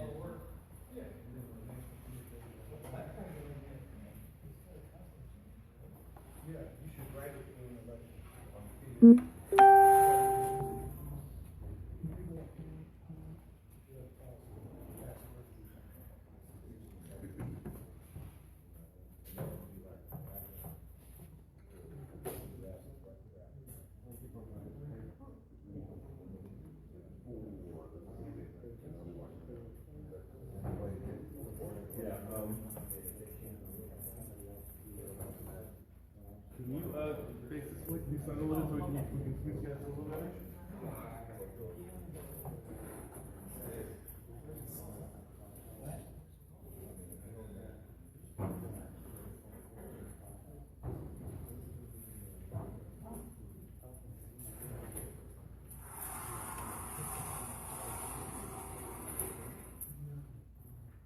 All right, I'm actually very excited with the panel we have here. I think we have a nice balance, but I know most people on the panel personally, and the one I know by reputation seems to be that we have people who are more skilled in dealing with the practical, hands-on, down-to-earth issues in the center two chairs. On the outside, we have the big idea thinkers who are thinking about more of the grander picture.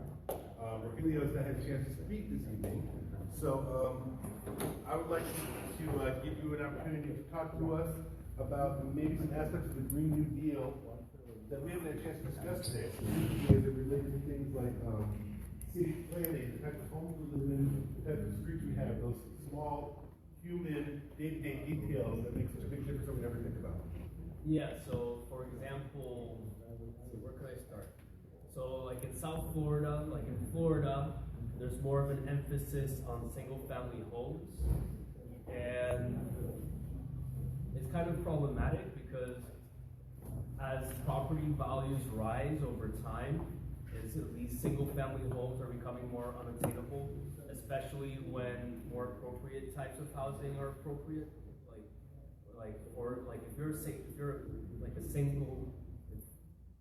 If you're single, right, and you're just working, you don't need an entire house to yourself. And usually a lot of working class people, they have to share housing. And they have to share, like, it would be better if there was like more multi-family housing, if there were more like studio apartments, but that's not the most profitable thing. The most profitable thing is for developers to take large amounts of land and convert it like to basically urban sprawl, so cul-de-sacs. So that's one main problem. Another problem would be, which what Jeff mentioned, was the mass transportation. I think right now, I don't know the details, but in Miami, they're basically expanding the roads. They're expanding the roads, the highways, instead of investing more money in public transportation. And it's a problem because it's only gonna, if you increase the amount of vehicles, you're only gonna increase the amount of traffic. And I'm open to taking questions. Anyone on the panel or in the audience want to ask any questions on this particular subject for Leo? Please. One of the main things that smart development should follow is mixed-use development. And actually, builders don't make more money by building big houses and selling big lots. If you can take and convince them to use smaller footprints with mixed-use development, so you can put businesses down below, residences on top, and provide green space, large green spaces around those properties, that's an amenity that attracts people to those types of development, because it gives you the opportunity of having local businesses that you can walk to or ride your bike to easily, rather than having to jump in your car and drive 3 or 4 or 5 miles or more to buy a gallon of milk. Okay? This is what we need to concentrate on.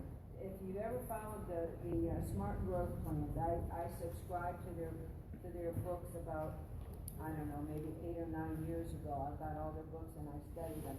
And when I sat on my city's planning and zoning board, I tried to convince them to convince their developers that came in to go with that mixed-use development and to rezone for them. They will make more money providing a bunch of small units and the businesses on the ground and walking distances for their clients that are going to buy their properties. It's a win-win situation all the way around. Yeah, the thing is, this mixed-use development is becoming more popular, and I think compact growth has to be a priority because, like, population is growing. People from other states are coming to Florida.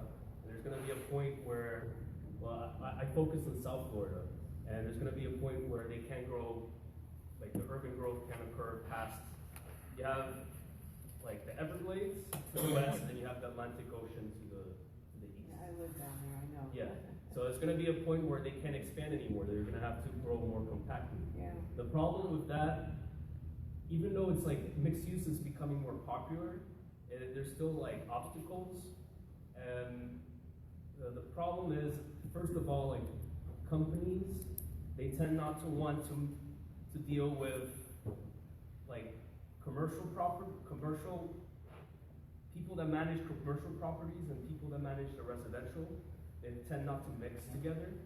That's one problem. And another problem is that, like, changing the structure, like the commercial structure, it's not as, like, using a mixed-use development. It's going to be harder to find. It's going to be harder to find tenants for like commercial tenants. It's going to be harder to find to attract commercial tenants, especially if they're used to a certain, like big box model, big Well, box the chain thing model. of it is that when you follow that type of development model, what you do is you have to focus on your local city, okay? Actually, I want to take the ball from you right here and move the conversation along a little bit. So, Howie, you come from Nashville, you ran on the Green New Deal sometime before.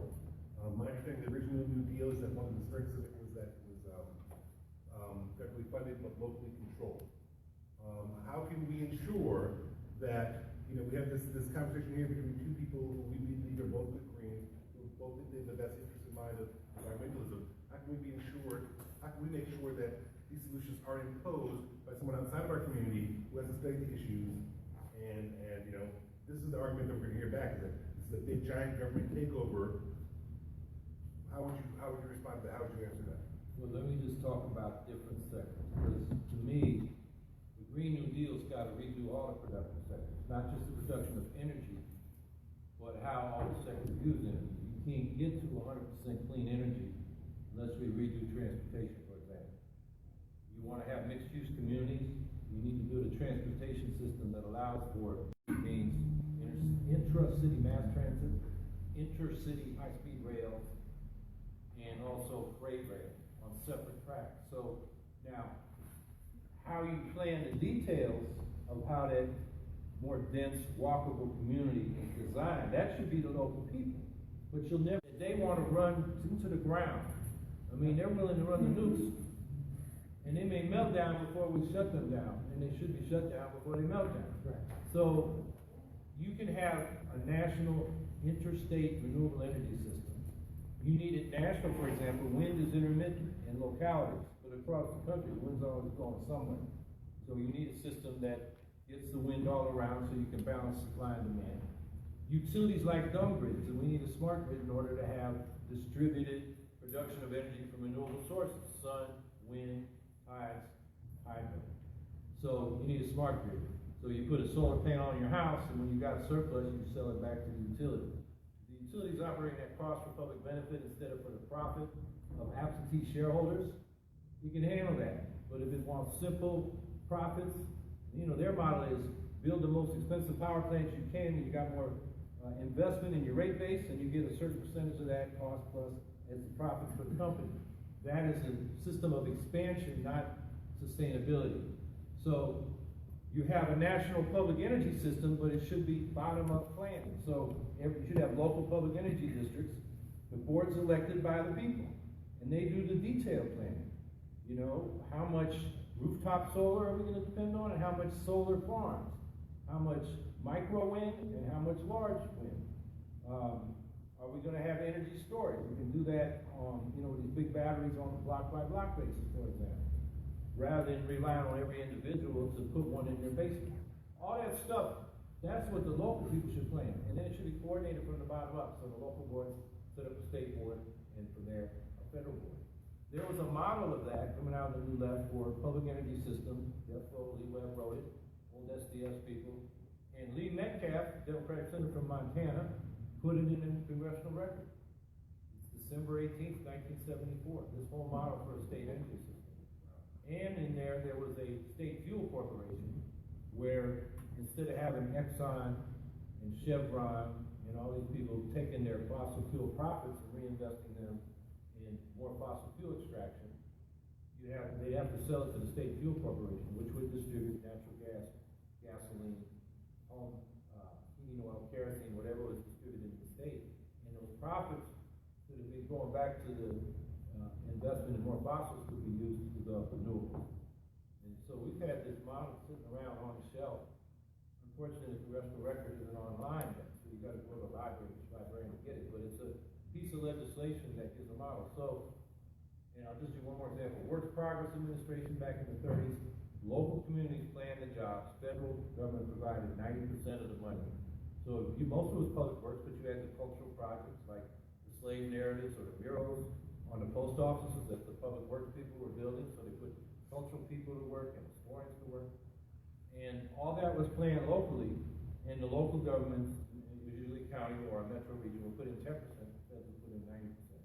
So So you get protection against boondoggles, you know, locality just taking federal money and paying people for no-show jobs. You gotta put skin in, then it's gonna be for real. So that model I think will work. So we need bottom-up planning when we need to go large scale. But we need to remember that local people know the local conditions best, so it should be like a federal model. The detailed planning can be done at the locality. Does anyone on the panel have anything to say to that, they wanna add to that?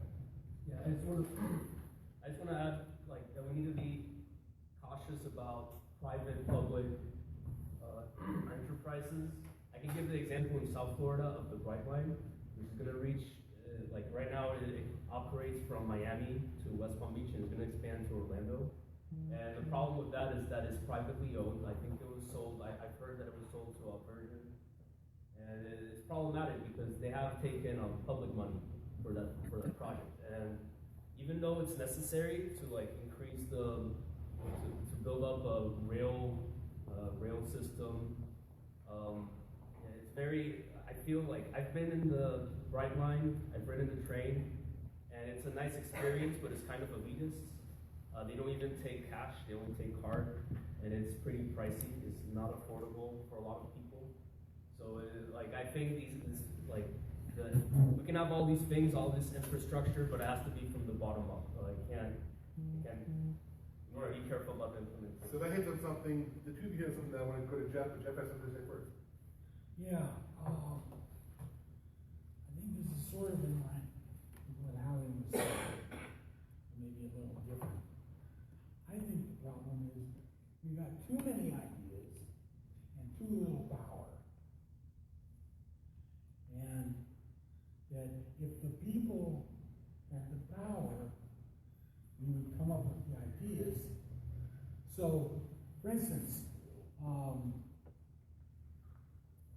we got to break the back of Exxon and its ilk.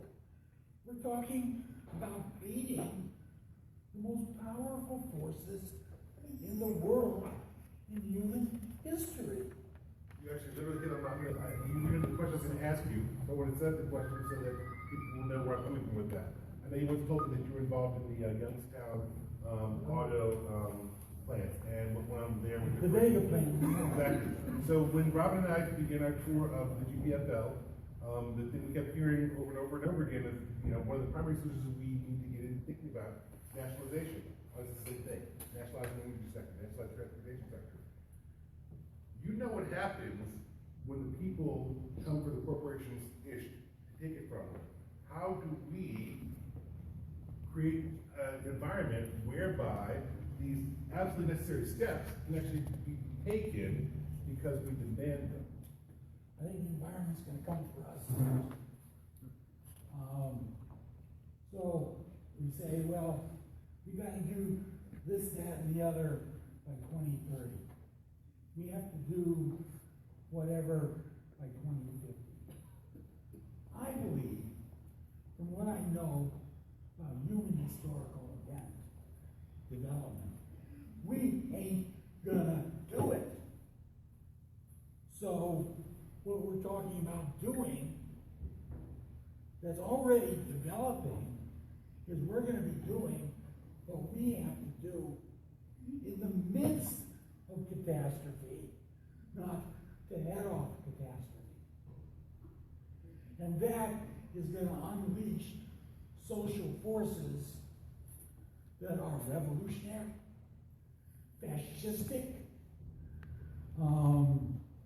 There's going to be major events happening out in the world completely out of our control, with millions of displaced people, powerful people ready to kill those millions. And how do we navigate that kind of an environment? I think we got to start looking at that kind of stuff. So, for instance, with the Green New Deal, well, in a way, to now break it down a little bit. We don't need to push for the Green New Deal and then add healthcare to it. We got to be fighting for healthcare now gotta be fighting for education now, gotta fight the living wage now, and all these things that have kind of, well, these are our various things we need, we're fighting for them, we have this coalition. Suddenly, what the Green New Deal does is puts all these things, all these issues, on a terrifying human scale that people can no longer not deal with. So it's both disastrous and an opportunity. I've got a question for Robin next, but first of all, does anyone on the panel or the audience want to respond to that? Vicky? In other words, what you're saying, if you break it all down, is if we don't do something about climate change, people are going to be killing people. It's happening already. The people that we have, the immigrants that are trying to get into our country now, the immigrants that are trying to get into the European states, that are being turned back, drowned, and everything else, okay? This is going to be going on throughout the entire world. Right here in the United States, it's going to be going on, and our first priority is to stop climate change, because with climate change, you stop food sources and you stop water sources. And nothing else in the new Green Deal is going to happen until we stop climate change. Otherwise, we're gone. And you engage 2030 these is on. other issues. Because that's how we're going to stop climate change. I would love to bring Robin in on this, and just so you guys know where I've been going in is how long it's been since the last person gave a presentation. We hadn't spoken, how we spoke first. Jeff was after that, so now Rob was our last presenter. So when you and I first started discussing the Green New Deal, you were not impressed. And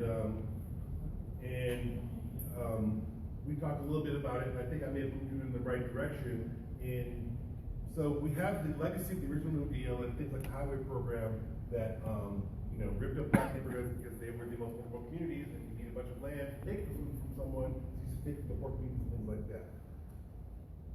What do we need to add to our Green New Deal, or what do we need to implement to make sure that that these things don't happen again? Because if we find one community being targeted, then that particular community is going to fight back against the political changes that are necessary to make the environmental change possible. So, what are some of the things that? That's a pretty broad question there, but give me a chance to open up to it. Okay, let me see if I can narrow it down. So, one of my concerns, I know that when I came into the party, Jill was running the Green New Deal, and it was still a piece of legislation. And now we have Howie, who's also I guess the correct word would be the sponsor of that.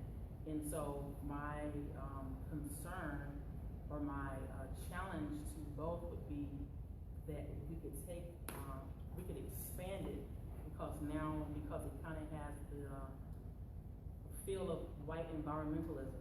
And so if we want to be inclusive, I think there are other dimensions that we should go, i.e., Jeff, everybody's kind of already hit on it. We are faced with hurricane, and what I like to call hurricane and disaster gentrification. And especially here in Florida, and I'm kind of going to scatter back to what LeBeau said. So one thing that we did was, not only did I have concerns, but we were doing a tour of our affiliates. And so West Palm Beach was our first stop, and we brought to the table those folks from that chapter, and they brought some amazing language to what could be something specific to Florida. And I think it's important that with the Green New Deal, that we hear those voices that are actually being impacted by some of the issues that the Green New Deal may touch on, but I don't think we can speak to, or it can speak to a lot of the issues because they may not be impacted by it. And so I was very impressed by those voices that we heard. Aaron was, if you want your future, I guess, home designer, Aaron, I was kind of scared of how he was designing the houses, but it was some wonderful information. And so I think it's missing some voices. I don't think that the AOC deal is the ultimate, but some of the language does speak to her efforts with working with activism. And I don't think that legislation can be properly heard if we're letting this Congress write it for us. So if that kind of answers it or kind of sparks some dialogue, I think that we should talk about bringing other voices to the table, especially as it relates to a Florida deal, to be more specific, because we're about to go under Florida, as well as Texas. I couldn't properly talk about this until my experience that I had in Texas when I was caught in the hurricane in Texas. And then I came back, when I finally made it out of Texas, then I came back home here to Florida, which Texas is my home, by the way, I'm from Texas. But came back home to Florida only to be caught in another hurricane, and where in Orlando did not suffer maybe from water or drowning or whatever like that, but we had the perils of Duke Energy. We were without power for weeks. And then locally, we were deprived of, or we were victimized by our debris not being picked up for months. And so many people were sick just from the spores and stuff like that. So I think it's important to acquire all the voices so that we can present proper legislation. That makes sense. Yeah. Do we have any more questions for the panel right now before I ask another question to keep the conversation moving forward? All right, I've got a question I want to get. Oh, sorry. Go ahead, Joe. How can we implement plastic, resolve the issue of plastic in the ocean with Green New Deal? Is there anyone who wants to volunteer to take an answer to that question? Please. Well, when I said we need to redo all sectors of production, that would include what we use plastic for. Plastics is based on petrochemicals. We use plastics instead of hemp, for example, thanks to DuPont. It's got hemp included in with the, reefer madness stuff, which has nothing to do with it. It's just the same, close relative, but it's good for food and fiber. And they wanted to do synthetic, so they basically made an agricultural competitor illegal. And the thing about if you use, hemp cloth, you can even make plastics from agricultural feedstocks that are biodegradable. You can. And so instead of having plastics accumulate in the environment, because there are no enzymes that co-evolve with these synthetic chemicals, unlike organic chemicals in the biosphere, they don't break down. Some of them are endocrine disruptors. In other words, they screw up your hormones. Others just bioaccumulate. I mean, there are fish in the ocean that have their weight is plastic now because of the way they consume, their prey, which might be phytoplankton, little microscopic organisms. And so we got to stop producing this stuff. And as Barry Commoner used to say, and he's the one that pointed out the difference between the synthetics and those chemicals that are out there in the environment. So the classic example is soap, which is basically made from fats, versus detergent, which uses synthetics. Detergent doesn't break down, plus it has synthetic phosphorus and nitrogen that accumulates in rivers, and you get algae blooms and so forth. Soaps are absorbed much more easily by the environment. So he was saying what we need to do is not just regulate, but ban things that screw up the environment. We did that with lead and gasoline. We did that with those chemicals that were destroying the ozone layer with the Montreal Protocol back in the late 80s. That's how we deal with plastics. It's just got to be, we got to know how to provide other ways of, when we do it, most plastic is just wrapping something up or a plastic bag to carry it. I mean, we solved that problem when we were cavemen, right? It's not that big a deal. It's not rocket science. And we just got to stop using synthetics that destroy the environment. And the way to do that is, you mandate it. Like we might do with energy with a clean energy portfolio. To market-based people say, let's put a carbon tax and let the market work. Yeah, well, you know, just to use an analogy, I work for UPS, I load the trucks, right? And they could have automated us, but they were paying us so damn little, it just made more sense to keep paying us more. When wages go up, then they bring in technology to get more productive. Same thing with, you know, new technologies with respect to the environment. You gotta force the situation by just saying, you can't foul up on this. So that's what I would do with plastic. Just, we phase them out by a certain deadline. And you can't, like we just got a plastic bag ban in New York State. Hell, the nation of China, which isn't exactly good on the environment, did it. You know, I think India did it. I mean, they realized it way before us, because we got enough capitalism in this country that don't give a damn except about the next quarter's profits.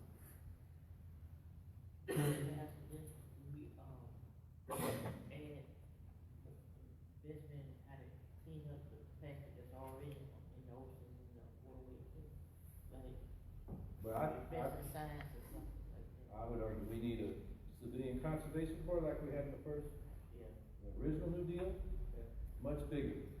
Environmental cleanup, habitat restoration, to bring carbon back out of the atmosphere into the biosphere, you know, which means reforestation, wetland restoration, down here mangrove restoration. If we get more densified urban areas with sprawl, will eventually be replaced. It's already in some places where they're overbuilt, or in a city like where I live at, 1.5 homes in the community are abandoned or burned down, or have been torn down. We got coyotes and bears running around in the city of Syracuse. Here too. It's an old factory town. So rehabbing old urbanized areas is part of that. And that brings back habitat. One of the crises we face is that biodiversity is shrinking. It gets to a certain point, ecosystems collapse. Agriculture depends on ecosystems, and that threatens, you know, our material standard living. You start to get the nightmare that Jeff was talking about. So. All right, so I'm gonna sort of the whole panel, and just whoever speaks first, please jump into it. What currently exists in the Green Party's Green New Deal that should be removed, or what is not in it that should be added? Specific points, specific ideas, specific policies. Jeff. I think the economic package, and the social justice package needs to be seriously beefed up. Because otherwise, it does come off as afterthought, icing on the cake. And the fact is that the Green Party has moved, as a collective body, has already moved beyond that. So that, for instance, I mean, when I'm talking to DSA, for instance, you know, they were in this coalition who wanted to remove Green New Deal from the name of the coalition. And it was the DSAers, dedicated Democrats, you would think, that fought most vigorously against that in the name of the social justice package. So the basis of support is there, and in some ways we're in the lead, and in some ways other people are moving a little bit ahead of us. I guess I'll have Rob raise your hand first, and then you'll be next in a second. Just to piggyback a little bit what Jeff said, but what comes to mind is as I think we heard today in the legislative wrap-up, so I like for the Green New Deal to address preemption issues, but I guess more as it relates to, I'd like to hear it talk about more of maybe a national minimum income to a living wage that would eradicate folks from poverty and restore us to something dignified living. I like us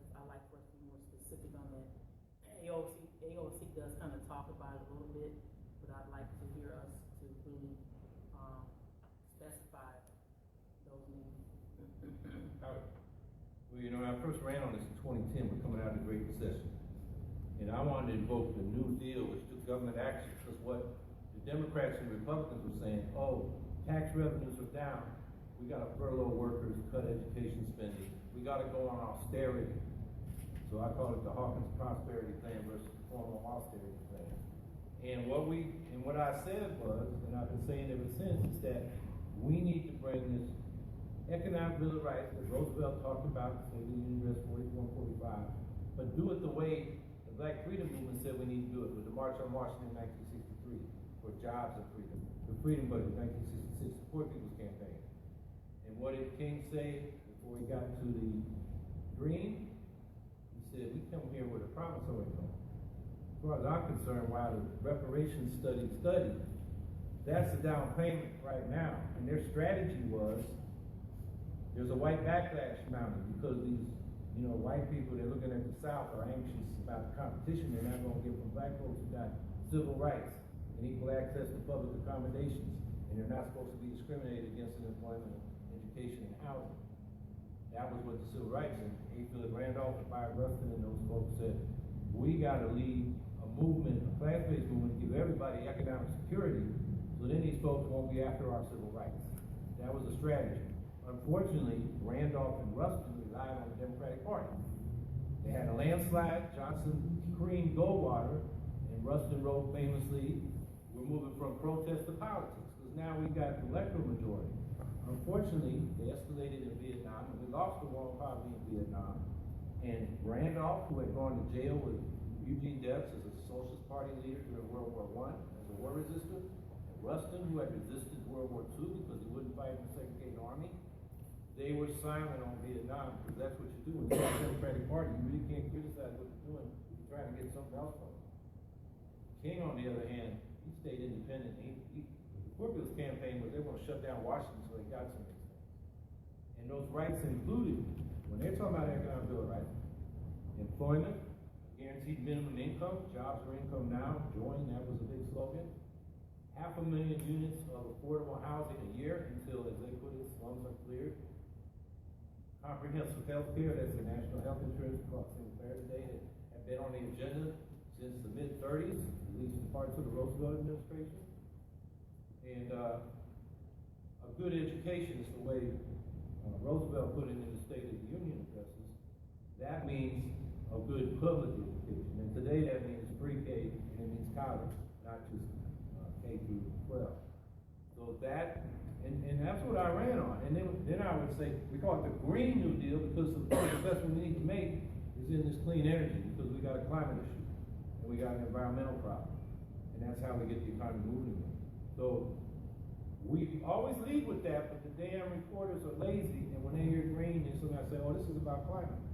And so the Green New Deal, mostly what they talked about, even though AOC and Markey, and we appreciate this, kept the job thing and the income guarantee and Medicare for all in their non-binding resolution, so they kept that link. But what does the corporate media talk about? It's all about the energy. So we got to keep articulating that this is economic justice or economic security and climate protection. And politically, and I agree with Jeff on this, we can't get any of that unless we keep that link. Because the people who are struggling, they're like, why should I take a risk with the climate when I can't even pay the rent this month? So we've got to give those people insurance. And then where you get the most resistance is like in the building trades and the utility unions, because they feel like on these pipelines, these gas pipelines, it's like building trades say, well, their jobs are for our people. And even though you can show them, and they can't argue with you, that you get more jobs per dollar invested in wind, solar, retrofitting buildings, ground source heat pumps to replace natural gas, and so forth. What we need to also offer them is a just transition. 5 years guaranteed wages and benefits until they find comparable work. With this Green New Deal, and we're doing a budget on it, I mean, we're up to 23 million jobs. If you look at the highest measure of unemployment is 15.6 million now. So, we're going to have people moving here to this country to do that work, and that's construction work, laborers, as well as, some of the more engineering and skill jobs that are part of that. So, I think it's very important that will be economic security or economic justice and climate protection, or we won't get any of them. Any questions? Please. I do, right off from the beginning, and I think a little bit of what, Howard, you're saying. I heard about smart growth, I heard a new one, compact growth. We all know about green growth and managed growth. They all have one thing in common. You know, my concern is even a 3% increase in GDP means that the economic throughput doubles in only 24 years.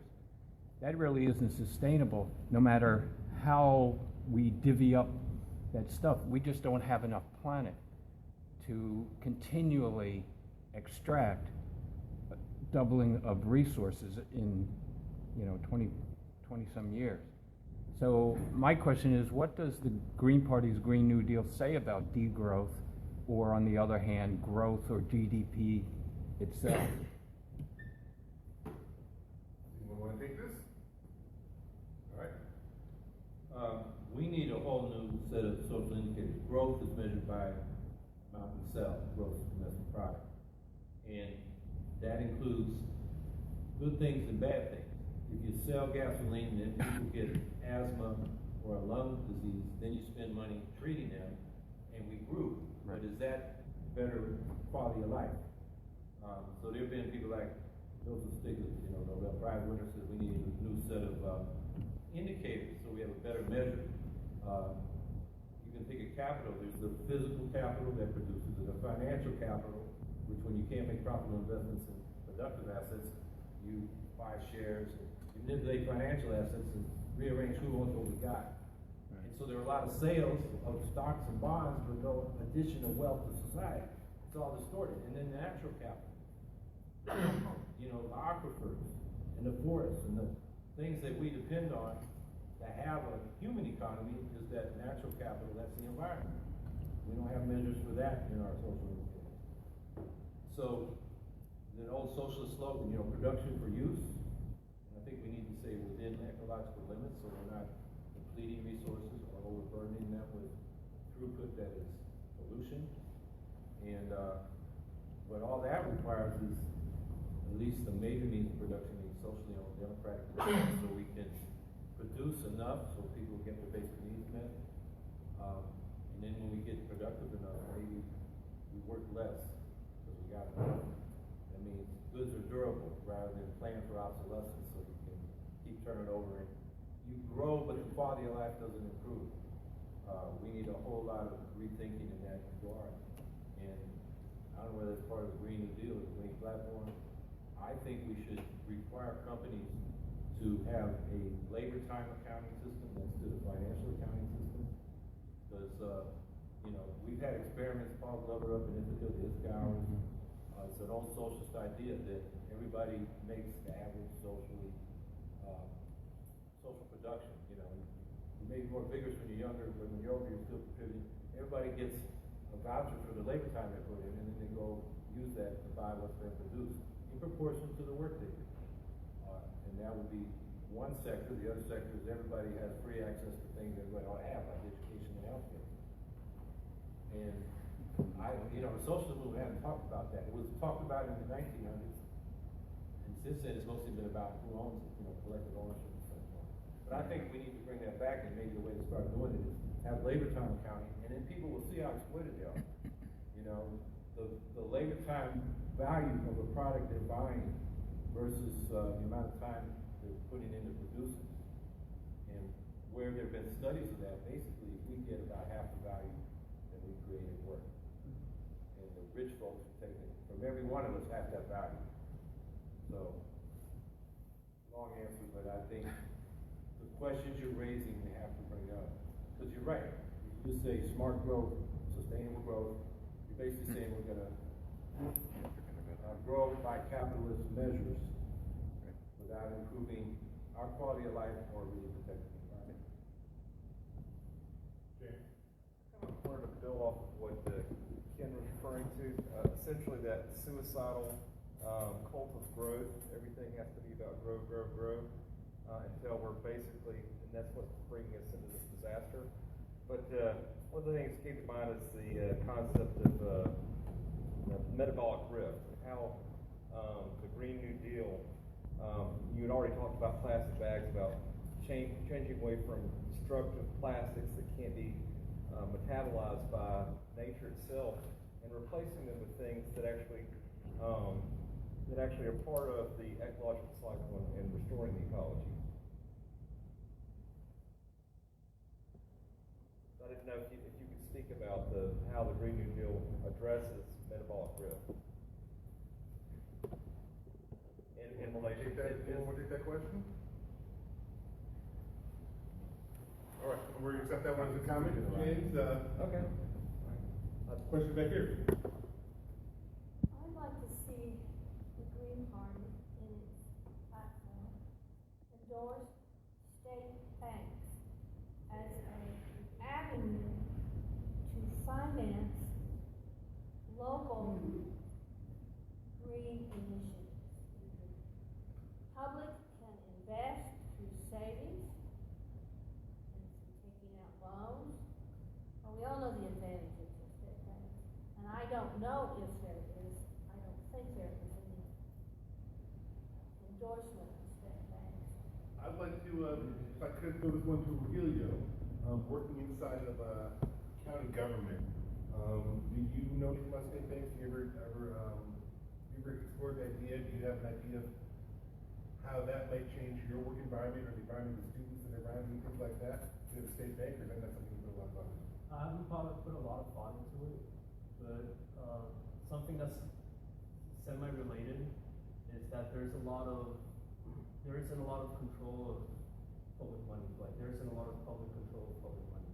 There's a lot of private companies. They see the public sector as like a kind of like a captive market, and it's kind of like a money opportunity, like an opportunity to make money. So I wish there was more public control. So following that up and going back to the Green New Deal, how do we prevent this? I mean, you talk about nationalization, but how do we prevent the Green New Deal from becoming a piggy bank for the corporate interests at large, who just scoop things up in giant contracts? And for example, when we were talking about the Green New Deal in Palm Beach County, a member from the Sierra Club was saying that it's not enough to just nationalize the power grid if it's one big giant grid that's sending electricity up across the country, because we tap our electricity through the actual going through the wires. That we need to decentralize and be focused. How do we prevent the Green New Deal from becoming a giant payday from some rich capitalist who just signs this off into his own life? And this is the question everyone wants to speak up. Jeff. It will. I mean, the capitalist press and the European press, stuff like that. Significant sections of the blood-sucking bourgeoisie are fully endorsing dangers of climate change and green energy and this stuff. It's actually pretty deep. And it's going to get deeper. And I think, politically speaking, we have to be very aggressive in how we put together what I would call a working class Green New Deal. And we have to put it forward aggressively because they're going to do it. There's going to be, so the Green, the Roosevelt New Deal, part of how they did it was there were parts of international capital that saw they had the opportunity of basically taking over the British and French empires as World War II was on the horizon. And so they could invest, and they did, and they were right, and they were in a de facto alliance with, for instance, the Communist Party. But that was at a point where the empire was expandable. Now we're in a position where that has run out. We're in a period of contraction and implosion where the last piggy bank has been robbed. And that's gonna be the fight, is the Green New Deal in the interest of which class? And if we don't put that forward very openly, I would say very eco-socialistically, they're gonna kick our ass.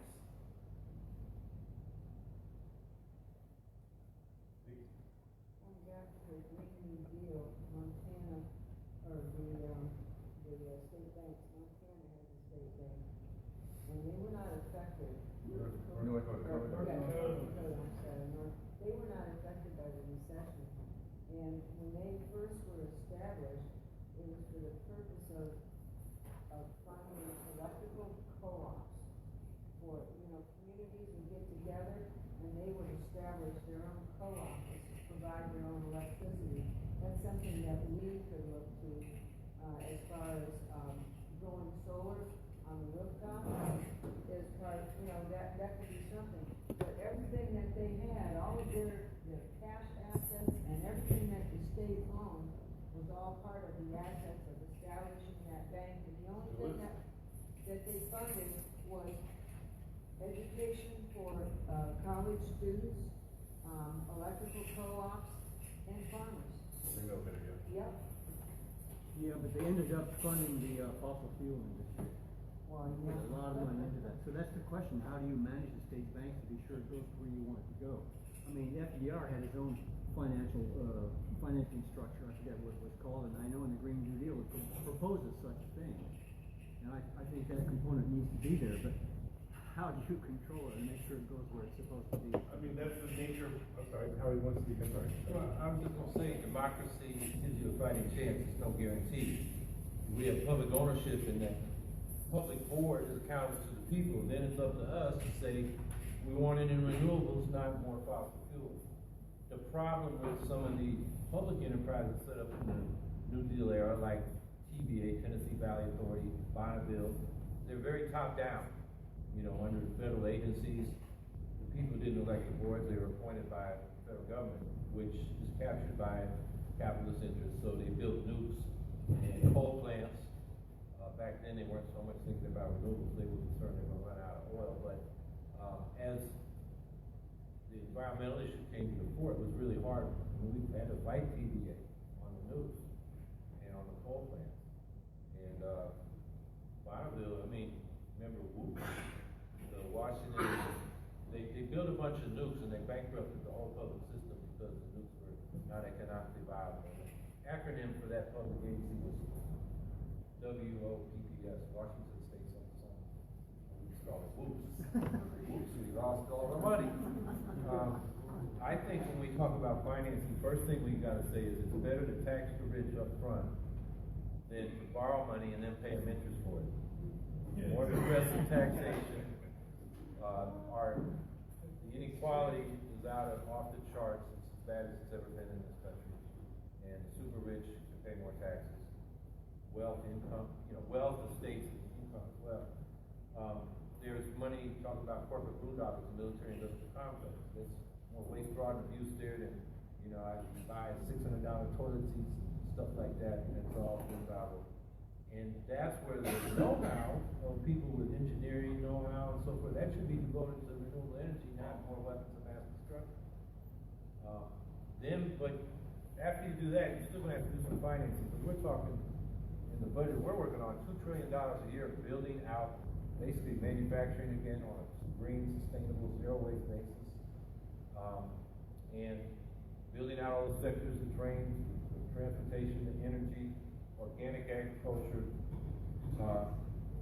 and that's going to require borrowing. That's long-term investment. So public banking is one way. You bypass Wall Street; they don't get the fees and commissions. The interest paid on those loans goes back to the public, not to the capitalists on Wall Street. So you can recycle that money into public benefit. And then, there's also expanding the money supply, where, there are a couple ideas. One in the green platform, we call it green $1. That's the old greenback demand from the 19th century. Except now the Fed, is where the money supply is controlled rather than private banks, who issue private bank notes. But our proposal is for debt-free money. In other words, we let the Treasury have the authority to create money, digital greenbacks or old U.S. notes, the real greenbacks, and spend them into circulation. And that increases the money supply for corporate commerce. That's debt-free. That's a radical change because we're basically nationalizing the Federal Reserve System and putting it under the authority of the Treasury Department. The other thing that people talk about, you've heard of modern monetary theory, MMT. Yeah. I mean, we got people that I think they're a little misinformed. They think the Fed can just create money and spend it in the economy. Actually, that's not legal. The Treasury's got to sell bonds to get the cash and they can spend it. They sell it on Wall Street. That's the primary market. Then the Fed can buy that. That's what we call quantitative easing on the secondary market. And we can do green QE and this time bail out the people in the planet instead of the banks. But it's more expensive because in the end, those bonds got to be paid back with interest by the taxpayers. So that's something. There are people out there, MMTers out there that seem to think, there's a magic money tree. They are right in the sense that as long as the U.S. is a reserve currency, basically we can borrow as much as we want. But we may not be the reserve currency forever, and it's not a solution for every country. The idea that you have public money that's debt-free and you spend it responsibly into the economy, there's a limit. If the economy is operating at full capacity, you keep throwing money into it, you may get inflation. That's a big problem. So these are all issues that, back in the 19th century, the populist movement, they used to have encampments, and these farmers and sharecroppers understood the money question. It was like the question of the day, and Wall Street was the enemy. Now, people kind of eyes glaze over about this stuff, and they don't really get it. Like QE.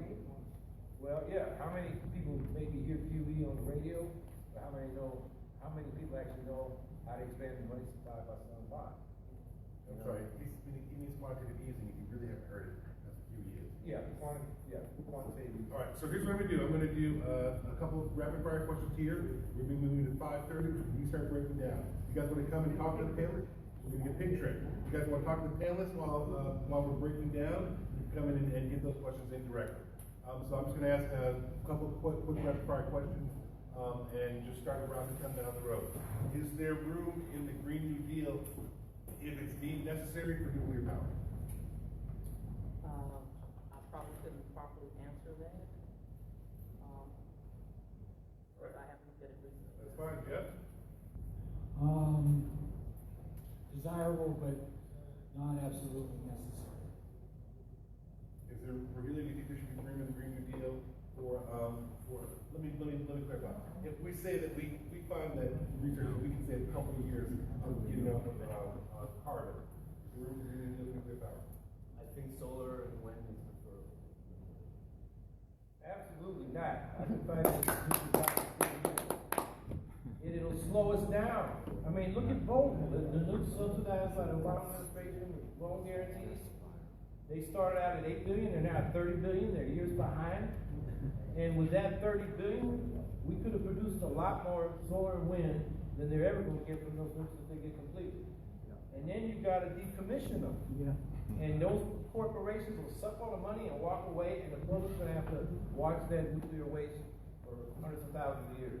I love that passion. Please make sure you talk to Captain and Steve about the nuclear waste that's buried right on the coast of Miami. That's going to be a huge problem as the levels continue to rise. And South Carolina Green Party is dealing with Savannah River. Yeah. They got a whole new thing with the nuclear weapon modernization, and they're going to be the source of the waste. And they already got a big problem from the last round, after World War II.